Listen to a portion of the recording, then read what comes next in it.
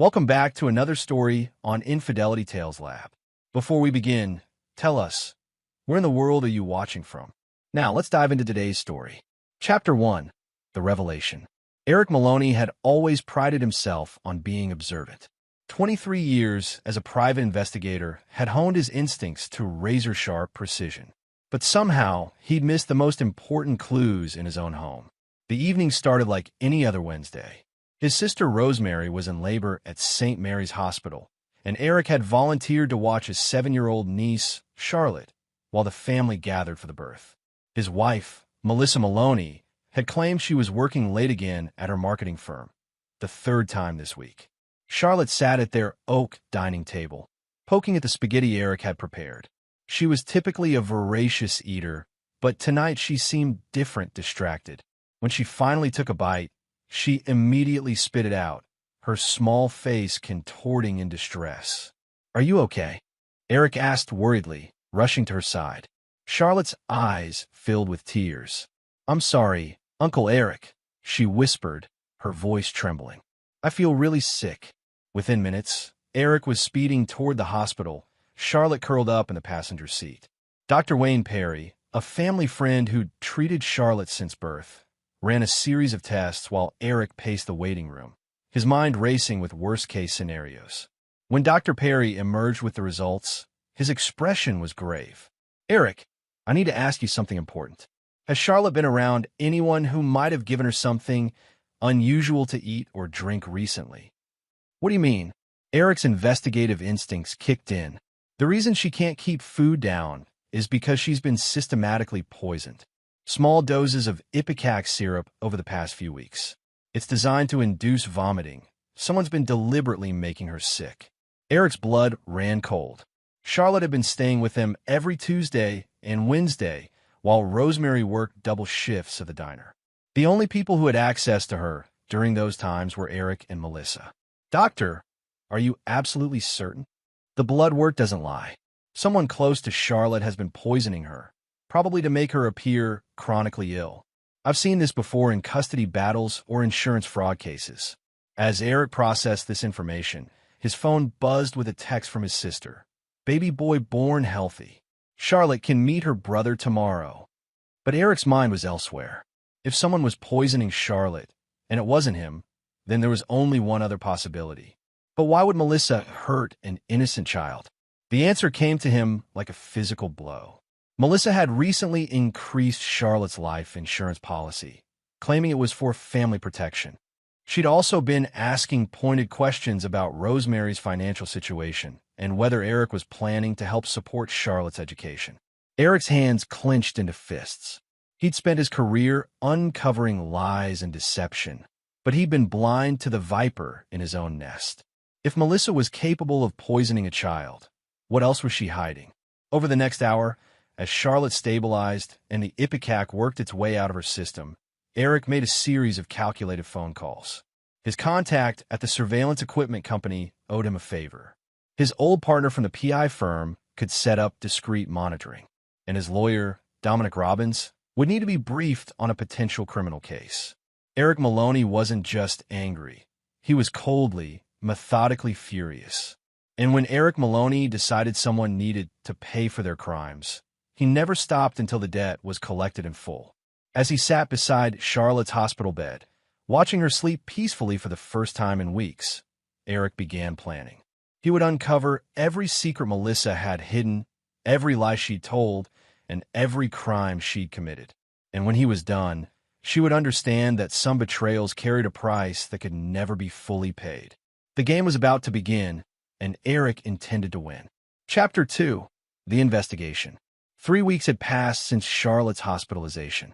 To the outside world, Eric Maloney appeared to be the same devoted husband, still bringing Melissa her morning coffee, still kissing her goodbye before work.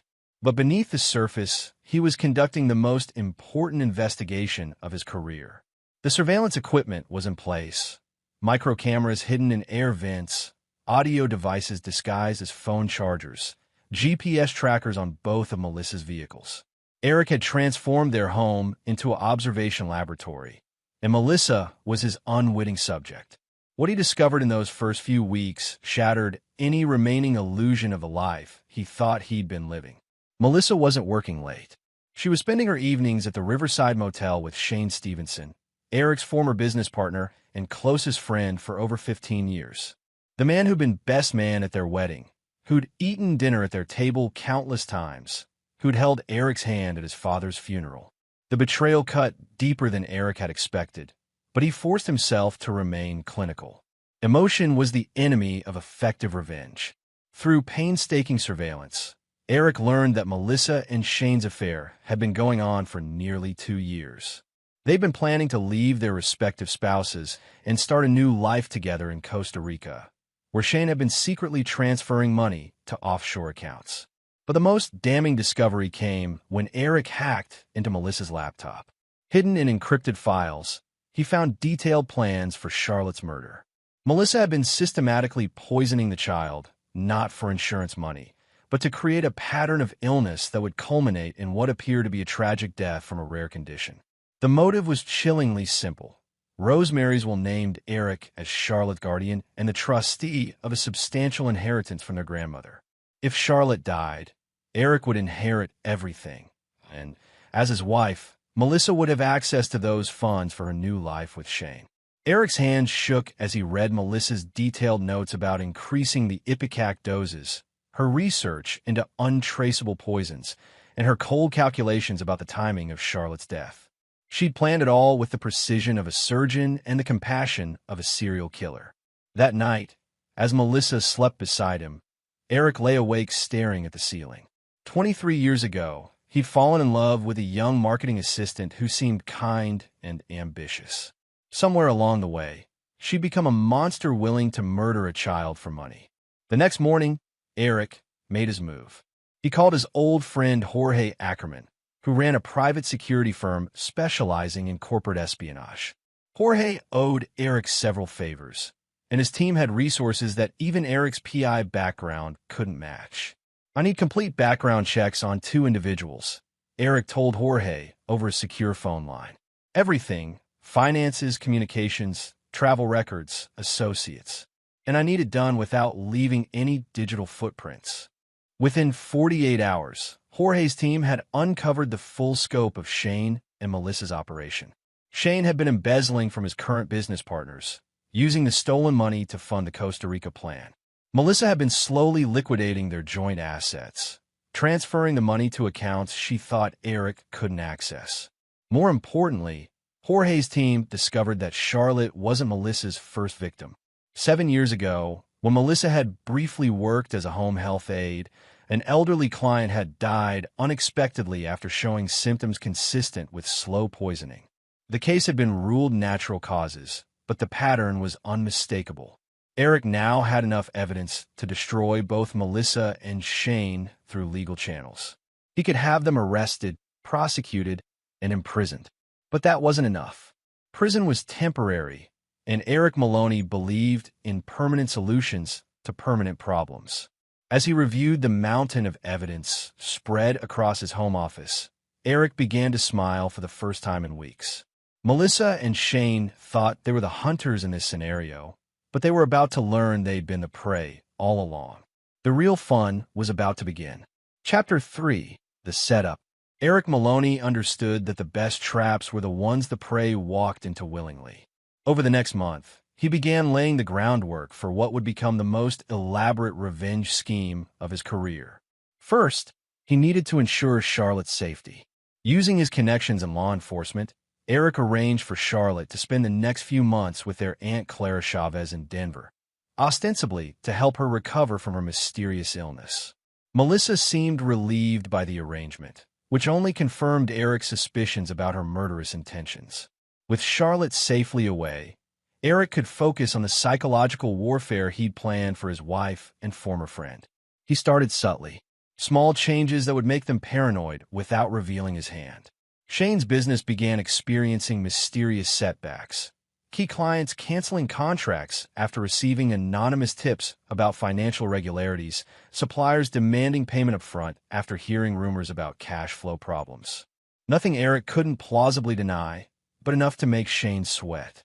For Melissa, Eric's approach was more personal. He began leaving subtle hints that he might be growing suspicious. He'd casually mentioned seeing her car in parts of town where she claimed she'd never been. He'd ask innocent questions about her work schedule that didn't quite add up. He made sure she knew he was watching, without ever directly confronting her. The psychological pressure began to show. Melissa became jumpy, constantly checking her phone, looking over her shoulder. Shane started drinking more heavily, making mistakes that Eric's contacts in the business community were happy to exploit. Meanwhile, Eric was building his masterpiece. Through Jorge's connections, he'd identified a small island property off the coast of Belize that was perfect for his needs. Officially, it was a legitimate real estate investment. Unofficially, it would serve as the stage for the final act of his revenge.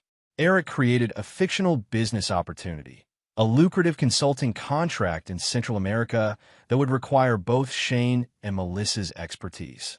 He used a shell company, fake references, and forged documents to make the opportunity appear irresistible. The job would pay enough to fund their Costa Rica dreams, and it would require them to travel to Belize for an initial site survey. The beauty of the trap was that it appealed to their greed and their paranoia simultaneously. They wanted the money, but they also wanted to get away from Eric's increasingly suspicious behavior. To sell the deception, Eric enlisted help from Salvatore Davison, a former colleague who now worked in international business consulting. Salvatore contacted Shane directly, presenting the opportunity as a referral from a mutual acquaintance who'd heard about Shane's financial expertise. Eric watched from his surveillance setup as Shane excitedly told Melissa about the unexpected windfall. They were so focused on their escape plan that they never questioned why such a perfect opportunity had fallen into their laps at exactly the right moment. Within 2 weeks, Shane and Melissa had accepted the contract and booked flights to Belize. They planned to make the trip together, telling their respective spouses that they were attending separate business conferences in different cities. Eric had them exactly where he wanted them. The night before their departure, Eric made his final preparations. He transferred specific equipment to the Belize property, arranged for certain services to be available on the island, and confirmed that his own travel plans would put him in position at the right time. As Melissa packed for what she thought was a business trip, Eric kissed her goodbye and wished her luck with her conference. She smiled and promised to call every day, the same lies falling from her lips as easily as breathing. After she left for the airport, Eric stood in their bedroom, looking at the space they'd shared for 8 years. By the time Melissa and Shane returned from Belize, if they returned, everything would be different. Eric Maloney had never been a man who forgave betrayal, and he was about to remind the world why. Chapter 4. The Island. The private island Eric had purchased through a shell company was beautiful in the way that isolated places often are. Pristine beaches, crystal clear water, and not another soul for miles in any direction. Shane and Melissa arrived on the small charter plane Eric had arranged, believing they were meeting with potential clients to discuss a major infrastructure project. The property came with a modest resort facility, a main house, several guest cabins, and all the amenities needed for a comfortable stay. What Shane and Melissa didn't know was that Eric had arrived 2 days earlier, using a different charter service and carrying identification under one of his old aliases. From his hidden position in the main house's security room, Eric watched as his wife and former friend settled into their accommodations. They were giddy with excitement, celebrating what they believed was the first step toward their new life together.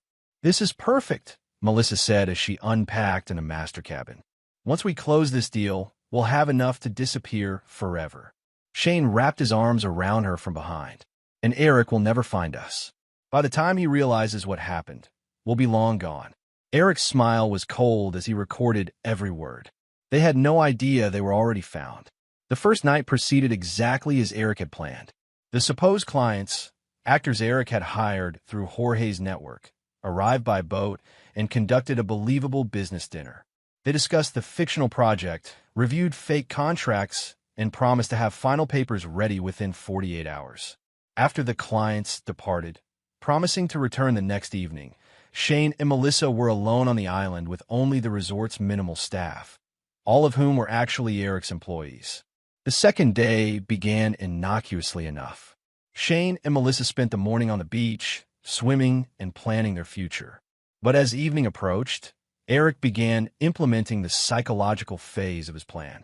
It started with small things. The internet connection mysteriously failed. Cell phone service became spotty. The staff mentioned unusual weather patterns that might delay the client's return. Shane and Melissa found themselves increasingly isolated, dependent on the island's communication systems that Eric controlled completely. That night, Eric made his first direct move. Using the resort's intercom system, he began playing recordings of their own conversations, intimate moments between Shane and Melissa that could only have been captured through extensive surveillance. The psychological impact was immediate. Melissa and Shane realized someone had been watching them, recording them, studying their every move. But they had no idea who or why. "Someone knows about us," Melissa whispered as they huddled together in their cabin.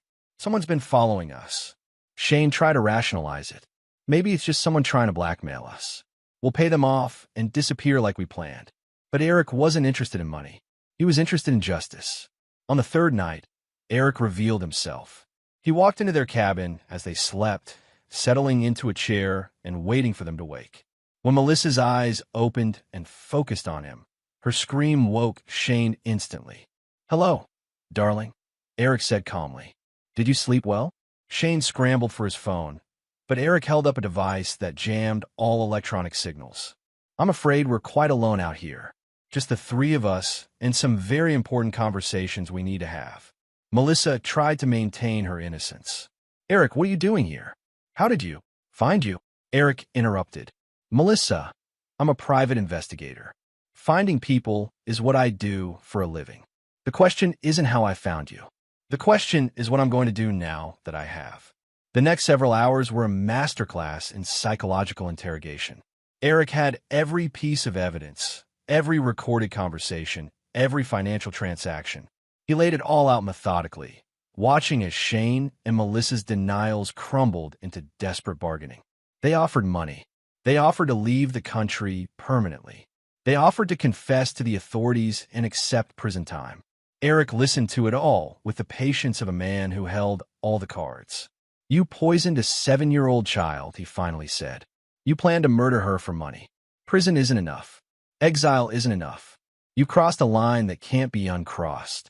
As dawn broke over the Caribbean, Eric explained exactly what was going to happen next. Shane and Melissa would spend the next several days on the island, while Eric implemented the final phase of his plan. They would have time to think about their choices, to understand the full scope of their situation. And they would learn that Eric Maloney's concept of justice was far more creative and far more permanent than anything the legal system could provide. Chapter 5. The Confession.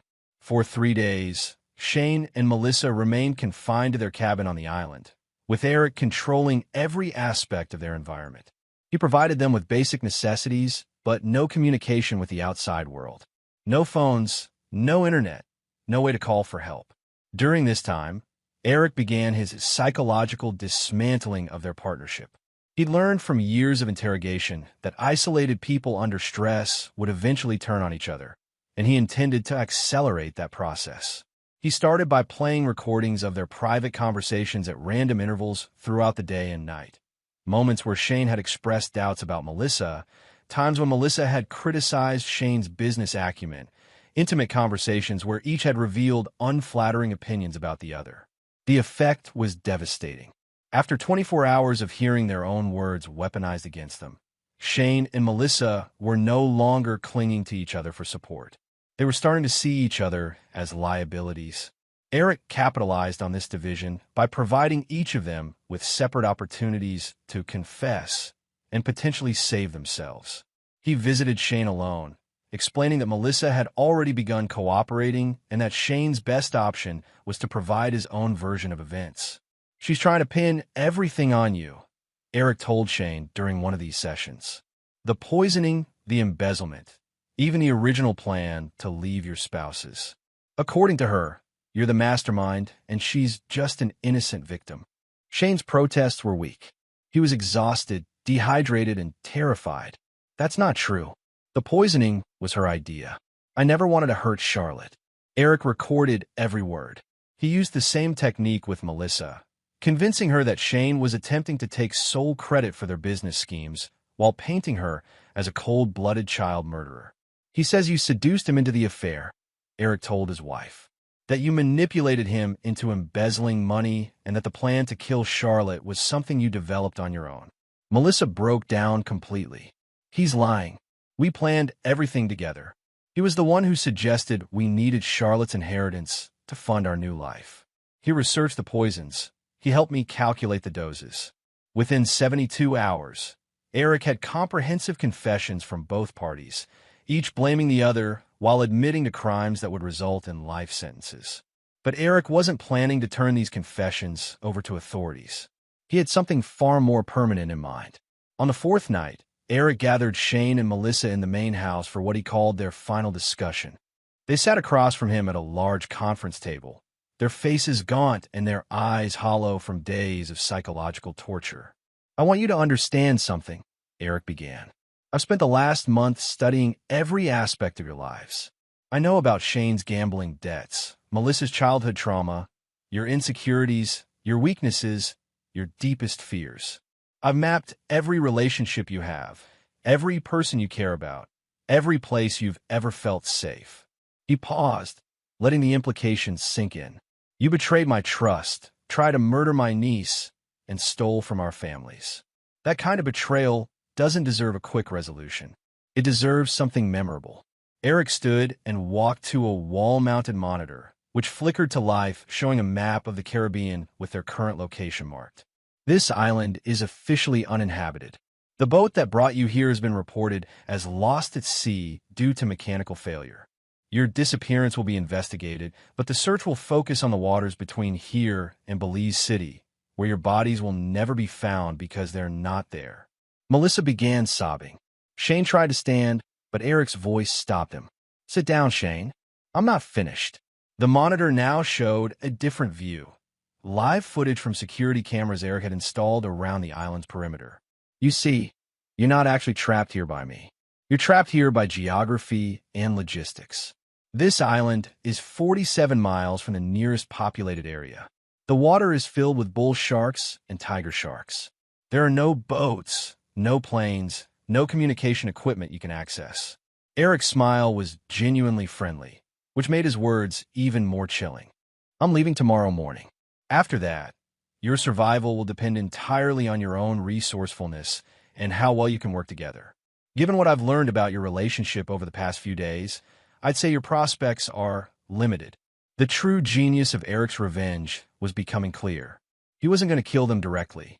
He was going to strand them in a place where their own character flaws and mutual betrayals would likely do the job for him.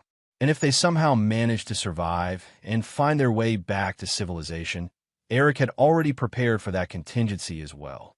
Chapter 6. The Trap Titans. Eric left the island on the fifth morning, taking the chartered boat back to Belize City and then catching a commercial flight to Houston.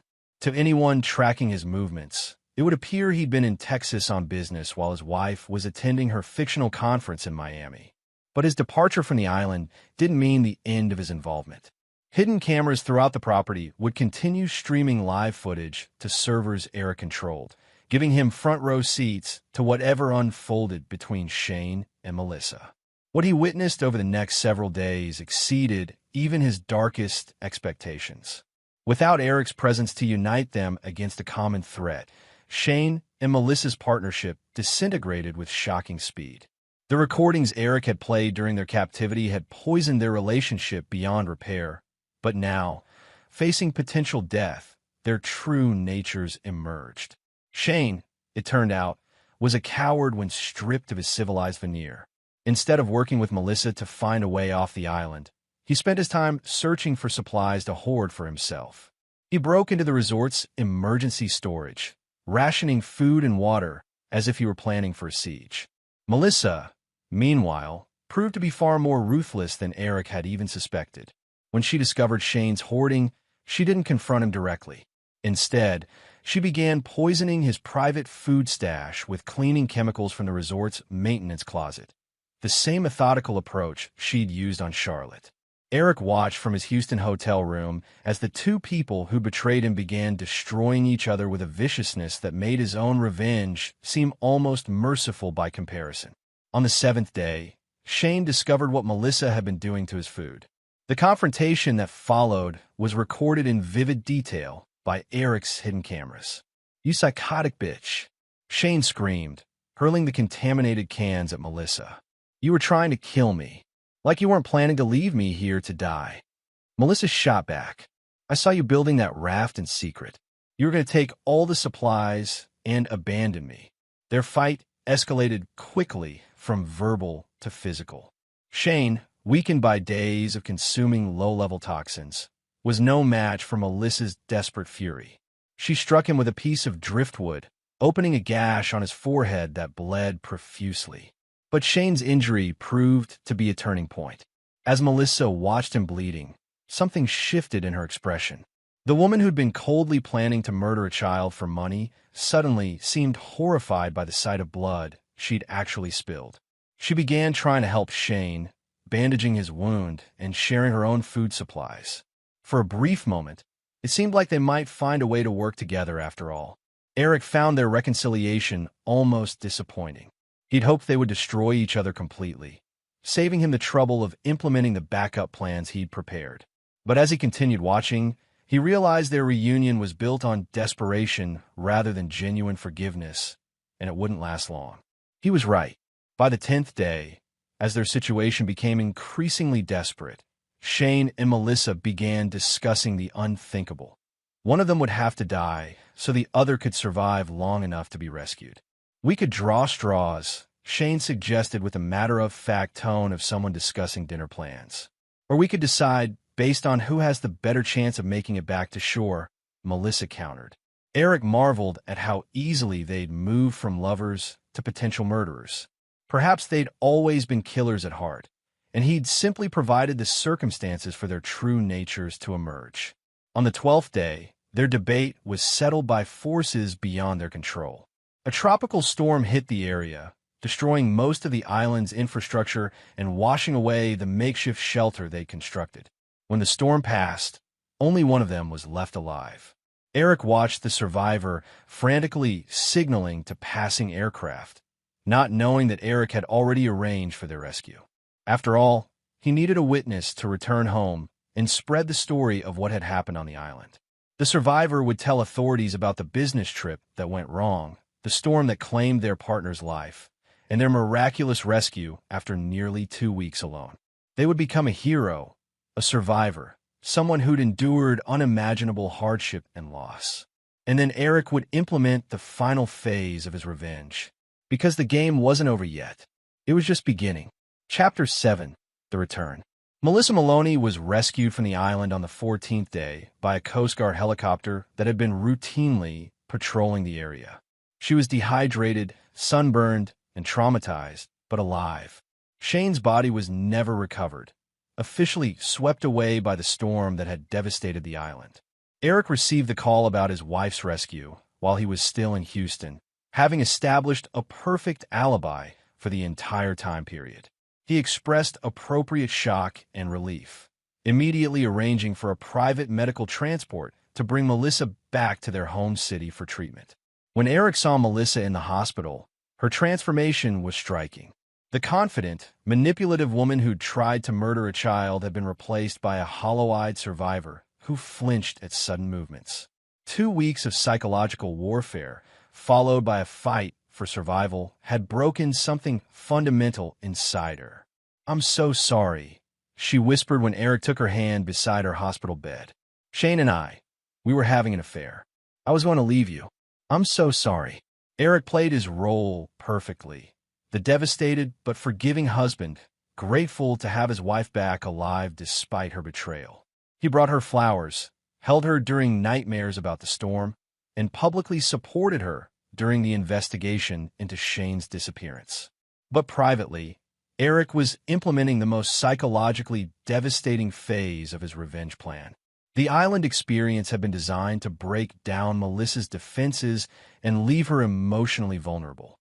Now, Isolated and dependent on Eric for support, she was perfectly positioned for the systematic destruction of everything she'd built her identity around.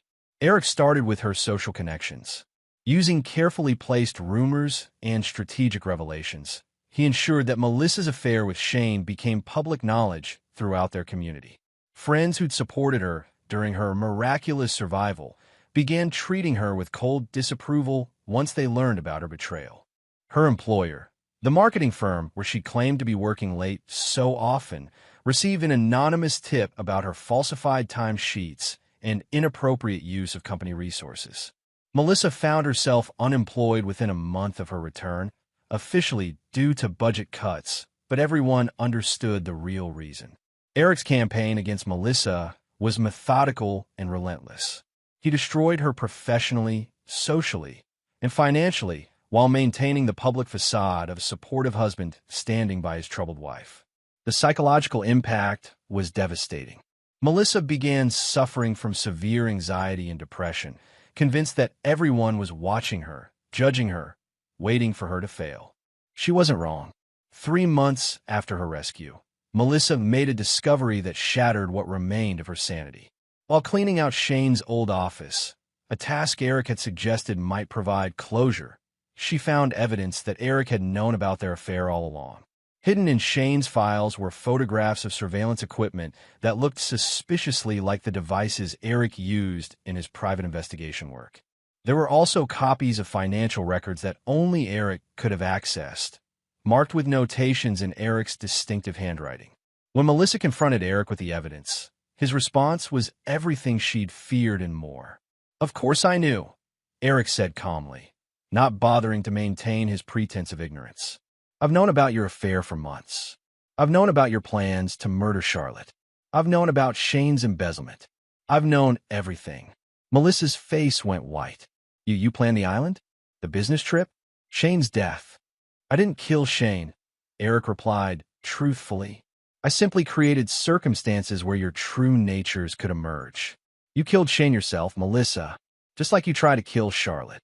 The realization that her husband had orchestrated everything, her capture, her psychological torture, Shane's death, and her systematic destruction since returning home, sent Melissa into a complete psychological breakdown. She was hospitalized again, this time in the psychiatric ward, where she ranted about conspiracies and revenge plots that sounded delusional to medical professionals who didn't know Eric's true capabilities. When Melissa was released 2 weeks later, heavily medicated and barely functional, Eric presented her with divorce papers and a restraining order.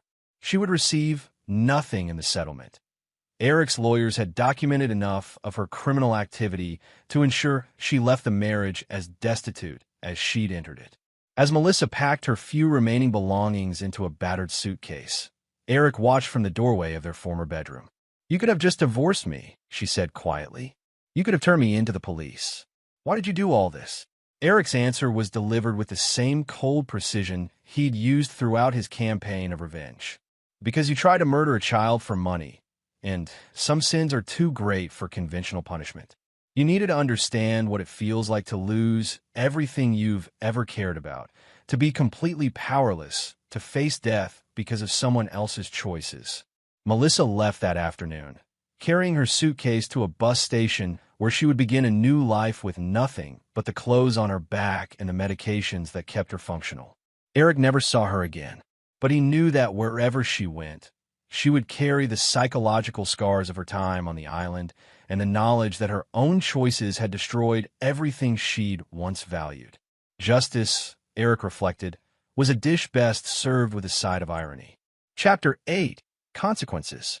6 months after Melissa's departure, Eric Maloney had settled into a new routine. His house felt different without her presence, cleaner somehow, as if removing a source of toxicity had purified the very air. Charlotte had returned from Denver, healthy and happy, with no memory of the systematic poisoning that had nearly killed her. Eric never told his sister Rosemary the full truth about what had happened. She knew that Melissa had been having an affair and that the marriage had ended badly, but she didn't need to know about the murder plot against her daughter. Some knowledge was too heavy for a single mother to carry. But Eric's revenge hadn't ended with Melissa's exile. There were still loose ends to tie up, other participants in the conspiracy who hadn't yet faced consequences for their actions. Jorge Ackerman arrived at Eric's house on a Tuesday evening, carrying a briefcase full of documents and digital files. His investigation into Shane's business activities had uncovered a network of accomplices who'd helped facilitate the embezzlement and money laundering operations. Shane wasn't working alone, Jorge explained as they reviewed the evidence in Eric's study. He had inside help from his accounting firm, a money transfer specialist, and at least 3 other business partners who knew exactly what he was doing. Eric studied the photographs and financial records Jorge had compiled. Each of these people had profited from Shane's crimes, and by extension, they contributed to the conspiracy that had nearly cost Charlotte her life. What kind of timeline are we looking at for prosecuting these people? Eric asked. Jorge smiled grimly. Who said anything about prosecution? Over the next several months, Eric methodically dismantled the lives of everyone who'd helped Shane steal money and plan his escape with Melissa. The accountant found himself the subject of an IRS audit that revealed decades of tax fraud. The money transfer specialist discovered that his international banking contacts had mysteriously dried up, leaving his business worthless overnight. Shane's business partners faced a series of escalating problems. Suspicious fires at their warehouses, key employees poached by competitors, major clients canceling contracts after receiving anonymous tips about financial irregularities. Within a year, all 3 men had filed for bankruptcy. Eric's approach to these secondary targets was different from his treatment of Melissa and Shane. He didn't need them to understand they were being punished.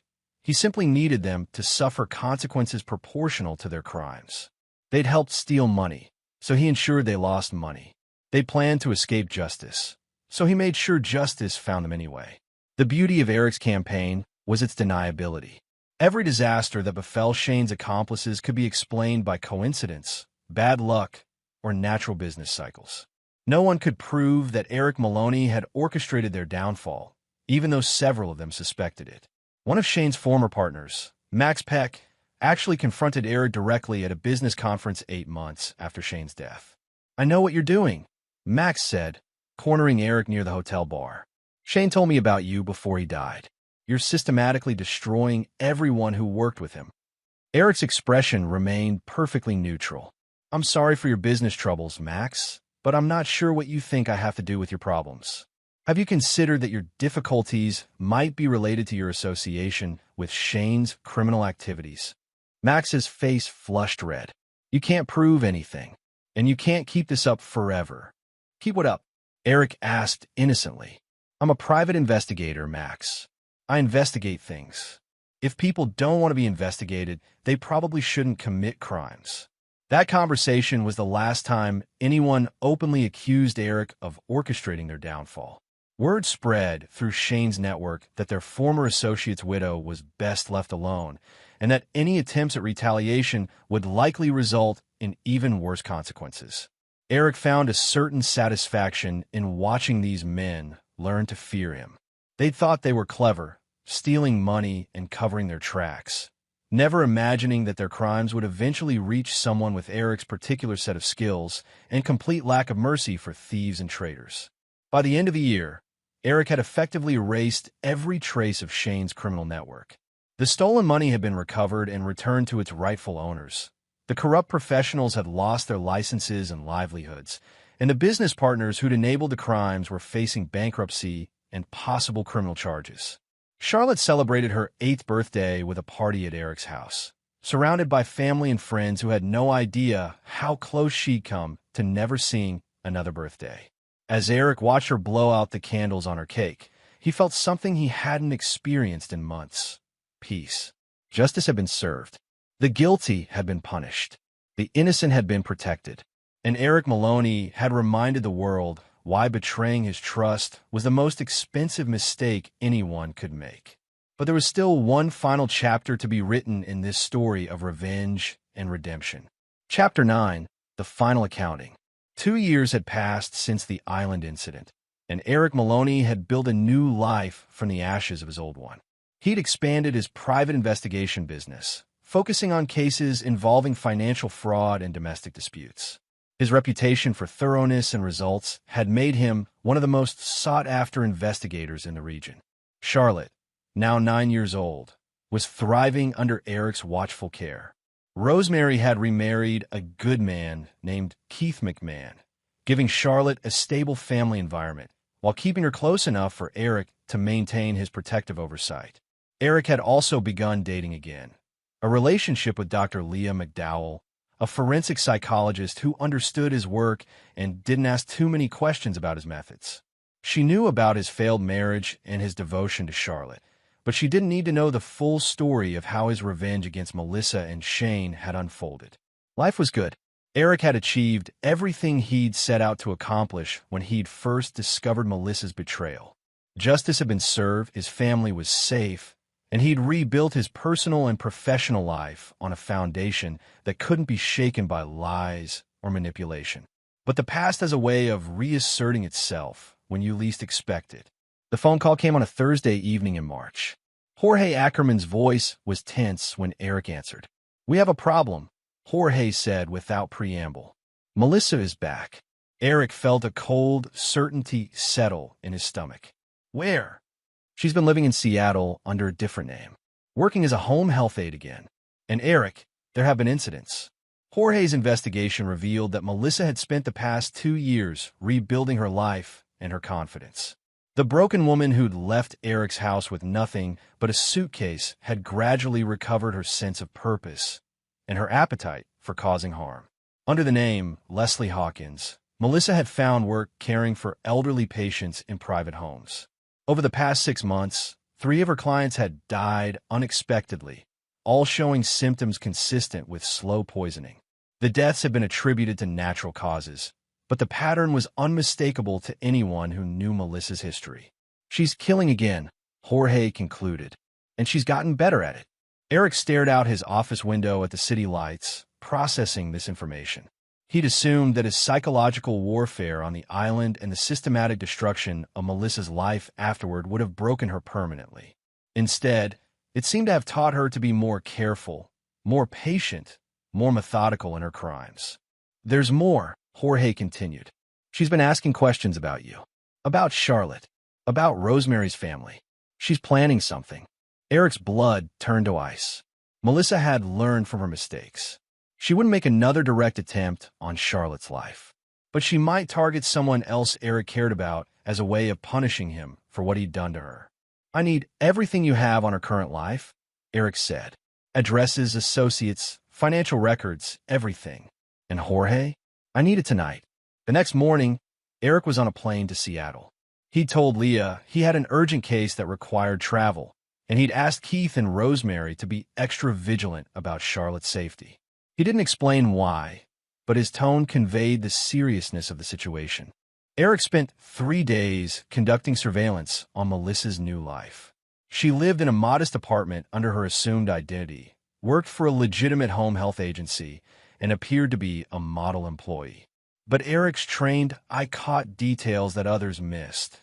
The way she studied obituary notices, the careful attention she paid to patients' family dynamics, the subtle changes in her behavior around medication schedules. She was hunting, and she was getting ready to kill again. Eric's decision was swift and final. He'd given Melissa a chance to disappear and start over after the island. She'd chosen to use that opportunity to continue murdering innocent people. Now she would face the ultimate consequence for her choice. The method Eric chose was elegant in its simplicity.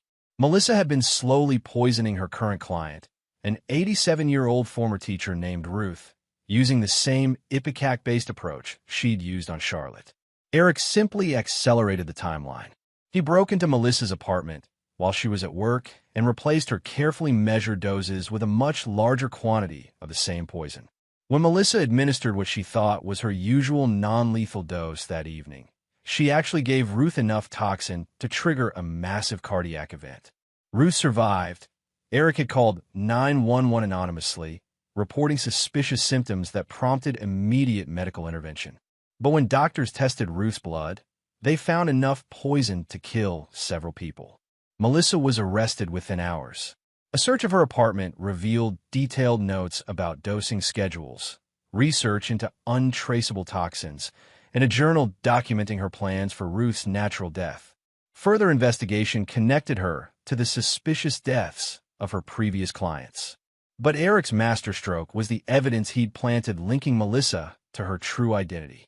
Police discovered that Leslie Hawkins was actually Melissa Maloney, who'd fled the country after her husband's business partner died in mysterious circumstances. The island incident, which had been treated as a tragic accident, was reopened as a potential murder investigation. Eric watched from the gallery as Melissa was arraigned on multiple counts of attempted murder and conspiracy. She looked older, harder, but when their eyes met across the courtroom, he saw a flash of the woman who'd once tried to kill his niece for money. Melissa was sentenced to life in prison without the possibility of parole. The judge, noting the particularly heinous nature of her crimes against vulnerable elderly victims, recommended that she serve her sentence in maximum security isolation. As Eric left the courthouse, he felt the same sense of completion he'd experienced after Charlotte's birthday party. This time, justice was truly final. Melissa would never again have the opportunity to hurt innocent people, and she would spend the rest of her life understanding that some choices carry consequences that echo through time. Eric Maloney had learned long ago that the world was full of people who would betray trust, exploit kindness, and harm the innocent for personal gain. His role wasn't to change human nature. It was to ensure that those choices carried appropriate costs. The final chapter of his revenge against Melissa and Shane was now complete, and Eric was ready to focus on building a future where the people he loved could live safely, knowing that he would always be watching, always be ready to protect them from those who would do them harm. Some men forgive their enemies and move on with their lives. Eric Maloney wasn't one of those men. He was something far more dangerous, a man with the skills to identify evil, the patience to plan elaborate revenge, and the absolute conviction that some crimes deserve punishments that last forever. In Eric's world, betrayal wasn't just wrong, it was expensive, and the price was always collected in full. And there you have it. Another story comes to an end. What did you think? I'd love to hear your thoughts in the comments below. If you enjoy this story, consider joining our community by subscribing. It means the world to us. For more stories like this one, check out the recommended videos on screen. And I'll see you there. Welcome back to another episode of Infidelity Tales Lab. We're thankful for your continued viewership. Before we begin, tell us, where in the world are you watching from? We love knowing our global reach. Now, let's dive into today's story. Chapter 1, Birthday Surprise. Vaughn Mercer stared at the cream-colored invitation in his hand, tracing the embossed lettering with his thumb. Natalie's 35th birthday celebration. His ex-wife of 2 years, celebrating in the sprawling lake house that had once been their shared dream. Now she lived there with Bradley Hoffman, the man she'd married just 8 months after their divorce was finalized. "You don't have to go, Dad," Lily said, her 7-year-old eyes wise beyond their years as she packed her overnight bag. "I can tell Mom you had to work." Vaughn knelt down to her level. "And miss dropping you off?" "Never. Besides, your mom and I agreed to be civil for your sake." What he didn't say was that he would endure far worse than an awkward social gathering to ensure he never missed a moment of Lily's life. The custody arrangement already took too much from him. Every other weekend and Wednesday dinners hardly seemed enough to watch his daughter grow. "Bradley doesn't like when you come inside," Lily said matter-of-factly.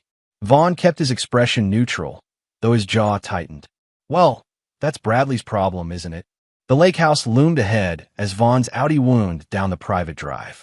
Natalie had insisted on keeping it in the divorce, the place where they'd spent their first 5 anniversaries before buying it outright. Now, it was transformed, the rustic charm he'd loved replaced with sleek, modern furnishings. Even the exterior had been painted from warm cedar to sterile white. Cars lined the circular driveway. He recognized Natalie's parents' Lexus and several vehicles belonging to friends who'd chosen sides after the divorce. None had chosen his. "Lily," Natalie exclaimed as they entered, her smile faltering when she spotted Vaughn. She wore a form-fitting black dress, her blonde hair styled in loose waves. "I didn't expect you to come in." Just dropping off the birthday girl, Vaughn said, handing Lily's overnight bag to Natalie. Happy birthday. Before Natalie could respond, Theodore and Diana Keller approached, their faces hardening at the sight of their former son-in-law. Behind them, Bradley emerged from the crowd, his arm possessively circling Natalie's waist. Vaughn, Theodore said coldly. What a surprise. Hardly a welcome one, Diana muttered, loud enough for Vaughn to hear. Bradley smirked. Why are you even here? He asked, as Diana and Theodore laughed in response. The tension was palpable. Vaughn had faced worse in his years as a private security specialist. Warlords and criminals had tried to intimidate him in ways these suburban socialites couldn't imagine. But something in their collective dismissal cut deeper than he cared to admit. Dad's bringing me to Mom's party, Lily said defensively, moving closer to Vaughn. Bradley bent down to Lily's level, his voice saccharine. Sweetie, why don't you go find the other kids? They're in the game room, downstairs. Actually, Lily said, grabbing Vaughn's hand with unexpected urgency, Dad, we need to leave. Something's wrong. The room fell silent. Vaughn looked into his daughter's eyes and saw genuine fear there. He gave a quiet nod. I think we'll skip the party after all, Vaughn said calmly. Seems Lily's not feeling up to it. Natalie stepped forward, her expression shifting from embarrassment to concern. What's wrong, honey? Are you sick? She's fine, Bradley interjected. She just wants attention. Vaughn felt Lily's grip tighten, her small fingers digging into his palm. Years of training had taught him to recognize warning signs, and every instinct told him his daughter's fear was genuine. We're leaving, he said firmly. I'll bring her back tomorrow. You can't just change the custody schedule whenever you want, Natalie protested, but there was something off about her reaction, more calculated than concerned. Theodore stepped forward aggressively. Now listen here, Mercer. You don't get to waltz in and disrupt Natalie's special day. As the confrontation escalated, Vaughn noticed something strange. A man standing near the bar was watching the scene with unusual intensity. He wasn't part of Natalie's usual social circle. Vaughn would have remembered him. The stranger caught Vaughn's eye briefly before turning away. I'll call you later, Vaughn told Natalie, already guiding Lily toward the door. Outside, Lily remained silent until they were safely in the car and down the driveway. You need to drive fast, Dad, she whispered, looking over her shoulder. What's going on, Lilypad? What scared you in there? Her voice trembled. I heard Bradley and that man with the scar talking in the study. They said they were going to take care of loose ends tonight. She paused, eyes wide. Dad, they said your name. As Vaughn's knuckles whitened on the steering wheel, a black SUV appeared in his rearview mirror, accelerating rapidly behind them. Chapter 2. Dead Drops and Revelations. The SUV hung back just enough to maintain visual contact without being obvious, a textbook surveillance technique that Vaughn recognized instantly. He'd performed the same maneuver countless times during his 12 years with Sentinel Security Group before starting his own consulting firm. Lily, I need you to get down, Vaughn instructed calmly, his mind racing through contingency plans. Lie on the floor behind my seat and stay there until I say it's safe. Are the bad men following us? Lily asked, her voice remarkably steady as she unbuckled and slid down.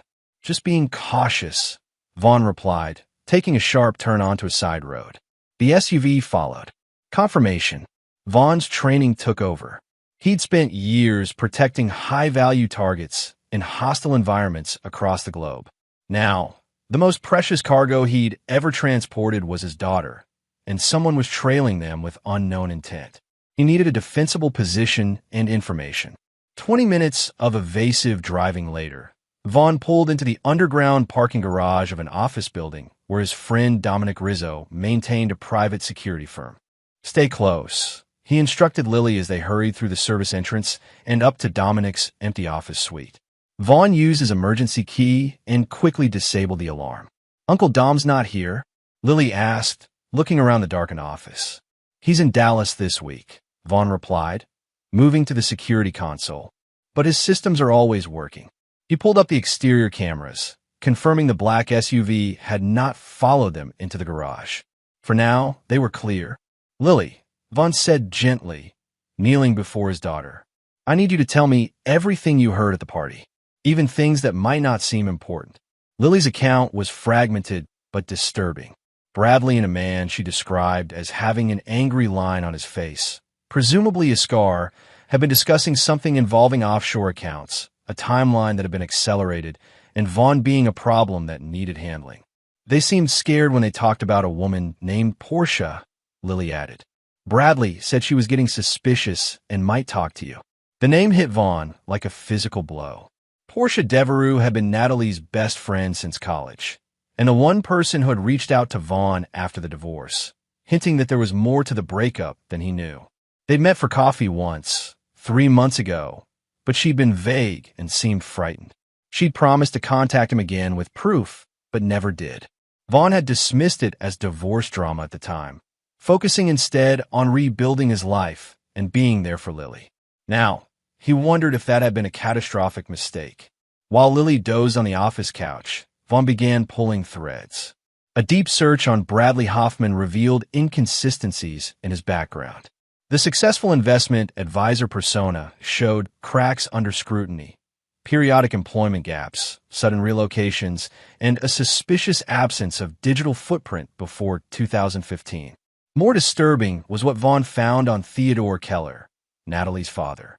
The retired banking executive had been investigated twice by federal authorities for suspicious financial transactions. Both cases were abruptly closed without charges.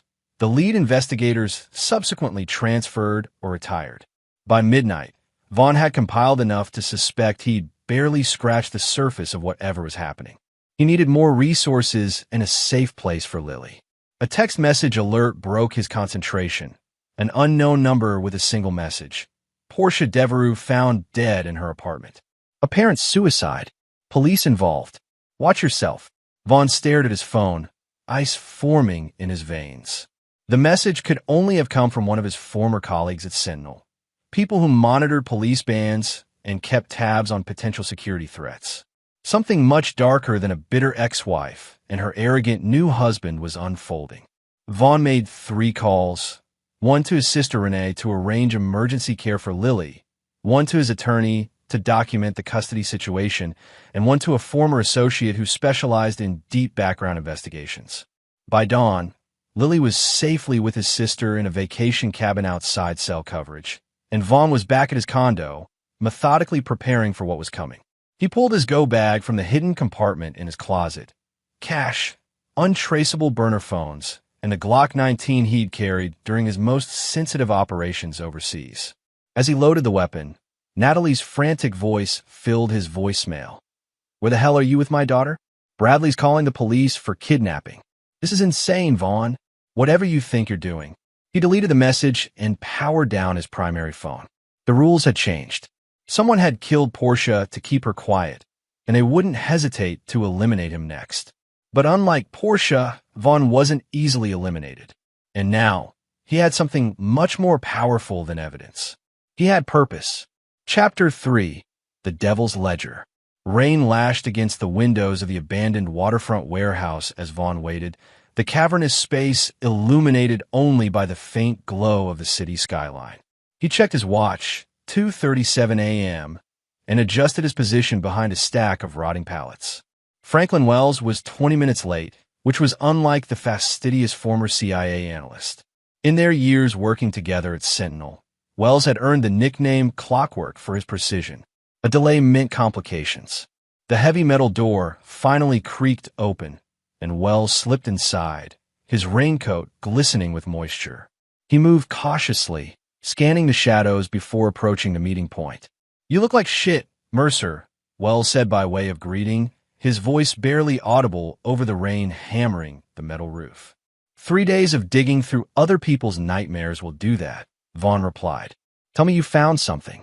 Wells placed a weatherproof case on the ground between them. "I found the Devil's Ledger." He glanced nervously toward the door. "You were right about Bradley Hoffman. The man doesn't exist, at least not before 2015. His real name is Preston Rayburn, former financial operations specialist for a private military contractor called Obsidian Solutions Group. Never heard of them. That's by design." They operate in the spaces between official military operations and corporate interests. Very illegal, very profitable. Your ex-father-in-law, Theodore Keller, was their banking connection through Heritage Trust. Vaughn processed this information, the pieces starting to align. And Natalie? Wells looked uncomfortable. That's where it gets complicated. I can't tell if she's a victim or a participant. Either way, she's in deep. He tapped the case. Everything's in there. Account numbers, transactions, identities. Enough to bury them all. And Portia Devereux officially ruled a suicide yesterday. Unofficially, Wells grimaced. The ME's preliminary report noted defensive wounds inconsistent with self-harm. Someone made it look like she killed herself. Vaughn had suspected as much. Portia had been trying to warn him months ago, and it had cost her life. There's more, Wells continued. Obsidian is preparing for something big. Multiple offshore transfers, new identities being established. Whatever they've been doing, they're getting ready to disappear. With my daughter? Vaughn's voice had a dangerous edge. The paperwork I found includes passport documentation for Natalie and a minor female. Different last name, but the birth date matches your daughter's. Vaughn had suspected this since finding the transaction records for a private air charter scheduled 3 days from now. Destination Sao Paulo, connecting to an undisclosed final location. You need to take this to the FBI, Wells urged. This is bigger than personal revenge, Vaughn. These people have government contracts, connections in intelligence communities. They've eliminated witnesses before. Like they'll eliminate Lily if she becomes inconvenient? Vaughn asked coldly. How long would a federal investigation take? Months? Years? By then, my daughter will be gone. Wells sighed, recognizing the resolved expression on his former colleague's face. What's your play, then? I'm going to dismantle their operation, piece by piece, Vaughn said, opening the case to review its contents. Starting tonight. Among the documents was a detailed dossier on the scarred man Lily had described. Malcolm Reeves, Obsidian's head of security and former Special Forces operator with a troubling record of problem-solving. One last thing, Wells said, handing Vaughn a flash drive. Security footage from Portia Devereux's apartment building the night she died.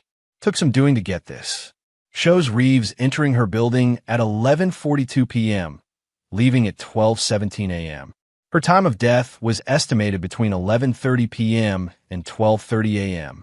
Vaughn pocketed the drive. You should disappear for a while, Franklin. Take that vacation to New Zealand you've been talking about. Already booked, Wells confirmed. Vaughn, he hesitated. The woman you married. Either she's been living a double life for years, or she's been systematically deceived by these people. Either way, she's not who you thought she was. The revelation should have hurt, but Vaughn felt only cold resolve. The Natalie he'd loved, or thought he'd loved, had vanished long ago, replaced by a stranger wearing his wife's face. Get going, Vaughn said. And Wells? Thank you. After Wells departed, Vaughn remained in the warehouse, methodically reviewing the evidence and formulating his strategy. The documents revealed a complex network of financial crimes spanning 5 countries, with Theodore Keller and Bradley/Preston at the center.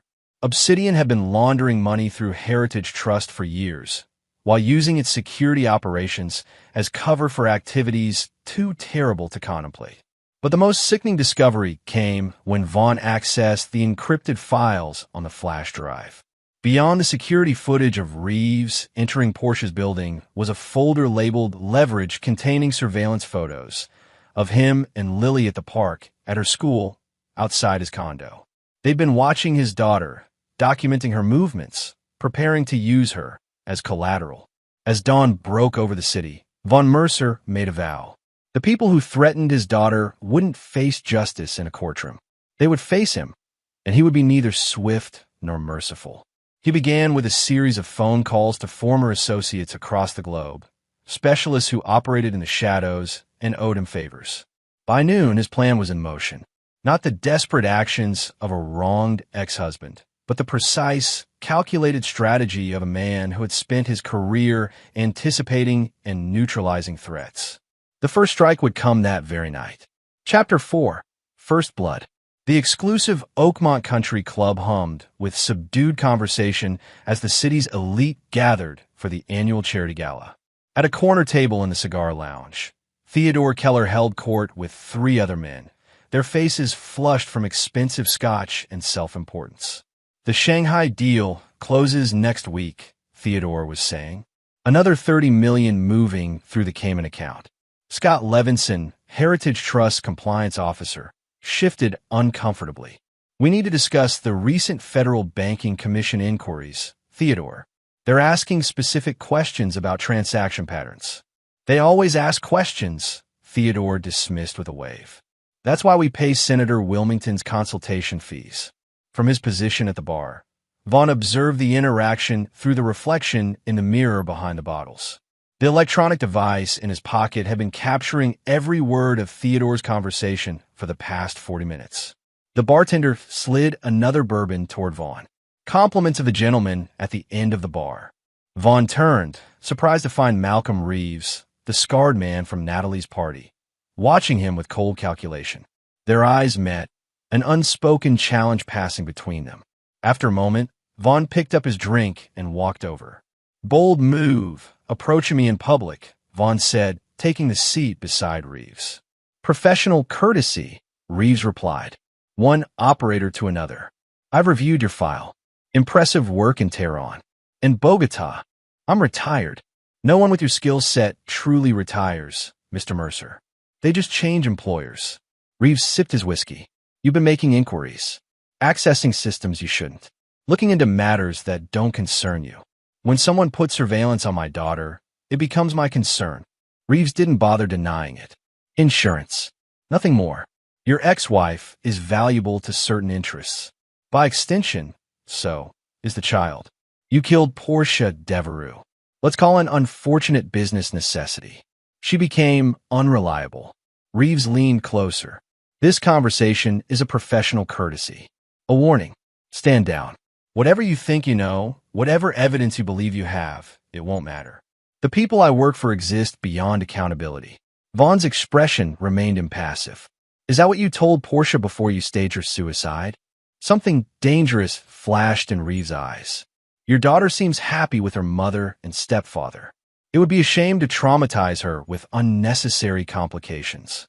"You threatened my daughter again," Vaughn said quietly, "and they won't find enough of you to identify." Reeves smirked. Brave words from a man outmatched and outnumbered. He stood, dropping cash on the bar. "This is your only warning, Mercer. Next time won't be a conversation." After Reeves departed, Vaughn remained for another 20 minutes, watching Theodore's group break up. When Theodore headed for the restroom, Vaughn followed. The ornate bathroom was empty except for the 2 of them. Theodore froze when he saw Vaughn's reflection in the mirror. "What the hell are you doing here?" Theodore demanded, turning to face his former son-in-law. "I know about Obsidian," Vaughn said calmly. "I know about the money laundering through Heritage Trust. I know you're planning to disappear with Natalie and my daughter." The color drained from Theodore's face. "You have no idea what you're talking about. Portia Devereux tried to warn me. You had her killed." "I didn't," Theodore began, then caught himself. "Whatever you think you know, you can't prove it. And if you could, you wouldn't be here alone. You'd have brought authorities." "I'm not interested in legal justice," Vaughn replied. "Just justice." "Are you threatening me?" Theodore's indignation barely masked his fear. "I'm promising you this. If you try to take my daughter out of the country, I will dismantle everything you've built. Everyone you care about will watch as you're exposed and ruined." Theodore's shock transformed into cruel amusement. "You still don't get it, do you? Natalie never loved you. You were useful, a security expert with connections and no family complications. She married you on my instruction. Your function was to provide cover and legitimacy while we expanded operations." The revelation landed like a physical blow, but Vaughn's expression remained unchanged. "And Lily, an unfortunate complication. Natalie was supposed to remain childless, but she became attached to the idea of motherhood." Theodore straightened his tie. "You've wasted enough of my time with these melodramatic accusations. Stay away from my family, or the consequences will be severe." As Theodore moved to leave, Vaughn placed a hand on his shoulder. One last thing. He held up his phone, showing Theodore the active recording. Your conversation about the Shanghai deal and Senator Wilmington has already been sent to 3 separate secure locations. If anything happens to me or Lily, it goes to the FBI, Interpol, and the Wall Street Journal simultaneously. Theodore's face contorted with rage. You're playing a dangerous game. No, Vaughn replied. I'm ending one. Later that night, Scott Levinson, Heritage Trust compliance officer, received an anonymous package containing irrefutable evidence of Theodore Keller's financial crimes, along with details of Obsidian's operations. By morning, he would deliver it all to the Federal Banking Commission, setting in motion the first phase of Vaughn's plan. Meanwhile, in a luxury downtown apartment, Malcolm Reeves discovered his secure personal server had been breached, all files copied and deleted. His offshore accounts were emptied, digital identity erased. On his bathroom mirror, written in his own shaving cream, first warning. The hunt had begun. Chapter 5. The Hourglass Turns. Morning sunlight streamed through the blinds of the safe house apartment as Vaughn reviewed the latest intelligence from his network. Heritage Trust was in chaos. The Federal Banking Commission had arrived unannounced at 8 a.m. with a warrant, and Theodore Keller had been escorted from the building in full view of his employees. It would be hours before he secured bail. The burner phone on the table buzzed. A text from his sister. Lily's safe. No unusual activity. She misses you. Vaughn allowed himself a moment of relief before refocusing. The clock was ticking. With Theodore detained, Obsidian would accelerate their evacuation plans. He needed to move quickly. The television news played in the background. A reporter standing outside Heritage Trust headquarters. Allegations of extensive money laundering and securities fraud. Sources close to the investigation suggest connections to international arms dealing through a private military contractor. Vaughn's phone buzzed again, this time his primary cell phone, which he kept powered off except for brief checks. 17 missed calls from Natalie, 3 from Bradley, and a voicemail from his attorney. He listened to the attorney's message first. Vaughn, they filed emergency custody modification papers alleging parental kidnapping. Judge Hanscom granted a temporary order. You need to produce Lily immediately or face criminal charges. Call me. Next came Natalie's latest voicemail, her voice eerily calm. Vaughn, you've put us in an impossible position. Whatever you think you know, you're wrong. Bradley, and I just want what's best for Lily. Bring her home, and we can talk this through like adults. Please, before this gets any worse. The calculated manipulation in her tone confirmed what Theodore had revealed. Natalie had never been who she pretended to be. The woman he'd loved, the mother of his child, had been a carefully constructed fiction. A knock at the door interrupted his thoughts. 3 short raps, a pause, then 2 more, the arranged signal. Vaughn checked the peephole before admitting Gabriella Costa, a former intelligence analyst who now worked as a private investigator. You look terrible, she observed, setting down her laptop bag. Sleeping's overrated, Vaughn replied. What did you find? Your ex-wife's been busy, Gabriella said, opening her laptop. In the past 48 hours, she's liquidated over $2 million in assets and transferred the funds through a series of shell companies. Classic laundering pattern. Destination. Final transfer went to an account in the Cayman Islands registered to a company called Blue Horizon Ventures. Obsidian subsidiary, Vaughn noted. They're preparing to run. Gabriella nodded. There's more. Bradley Hoffman, or Preston Rayburn, whatever he's calling himself, has been making calls to a private airfield outside the city. Changed their departure time from Friday to tomorrow night. The accelerated timeline was concerning but not unexpected. With Theodore compromised and Vaughn clearly onto them, they would be desperate to escape. What about Malcolm Reeves? Gabriella's expression turned grim. He's gone completely dark since his accounts were drained. But before he disappeared, he made contact with these 3 individuals. She displayed photos of hard-looking men, former Obsidian operatives, professional hitters. He's assembling a kill team, Vaughn concluded. Most likely. And based on their movement patterns, they're already in the city. Vaughn considered this development. Reeves was dangerous alone. With a team of trained killers, the threat level increased exponentially. "There's one more thing you should see," Gabriella said, pulling up an email thread. "I managed to access Bradley's secure server. These communications between him and Theodore Keller go back 7 years, including detailed discussions of using you for operational cover and exit strategy if things went south." Vaughn scanned the emails, his expression hardening as he read the clinical assessment of his vulnerabilities, the cold calculation of how his security expertise could benefit their operation, how his love for Natalie made him easy to manipulate. One passage stood out with sickening clarity. "Mercer's background is perfect. Orphaned at 12, minimal family connections, devoted to his career. Once Natalie establishes the relationship, his protective instincts will make him putty in her hands. The marriage needs to last 3 to 5 years minimum for optimal credibility." Vaughn had always believed his orphan status and self-reliance were strengths. These people had seen them as exploitable weaknesses. "They've been planning this for years," he said quietly. "It gets worse," Gabriella replied, showing him another document. "Contingency plans for asset removal if you became problematic. They were prepared to eliminate you from the beginning." The final piece clicked into place. His marriage, his life with Natalie, all of it had been an elaborate cover operation. The only real thing to come from it was Lily, and even she had been viewed as a complication rather than a child. "What's your next move?" Gabriella asked. Vaughn closed the laptop. "I need to see Natalie. Face to face. That's suicide with Reeves hunting you." "I'm counting on it," Vaughn replied. "Give me everything on the private airfield, security layouts, personnel, flight plans.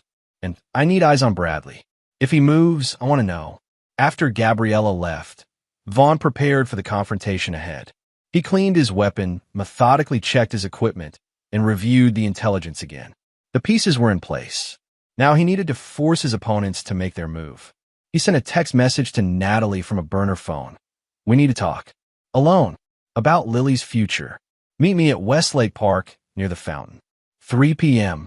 Come alone, or I release everything I have to the authorities." The response came within minutes. "I'll be there." Vaughn knew she wouldn't come alone. Bradley would insist on protection, especially with Reeves available.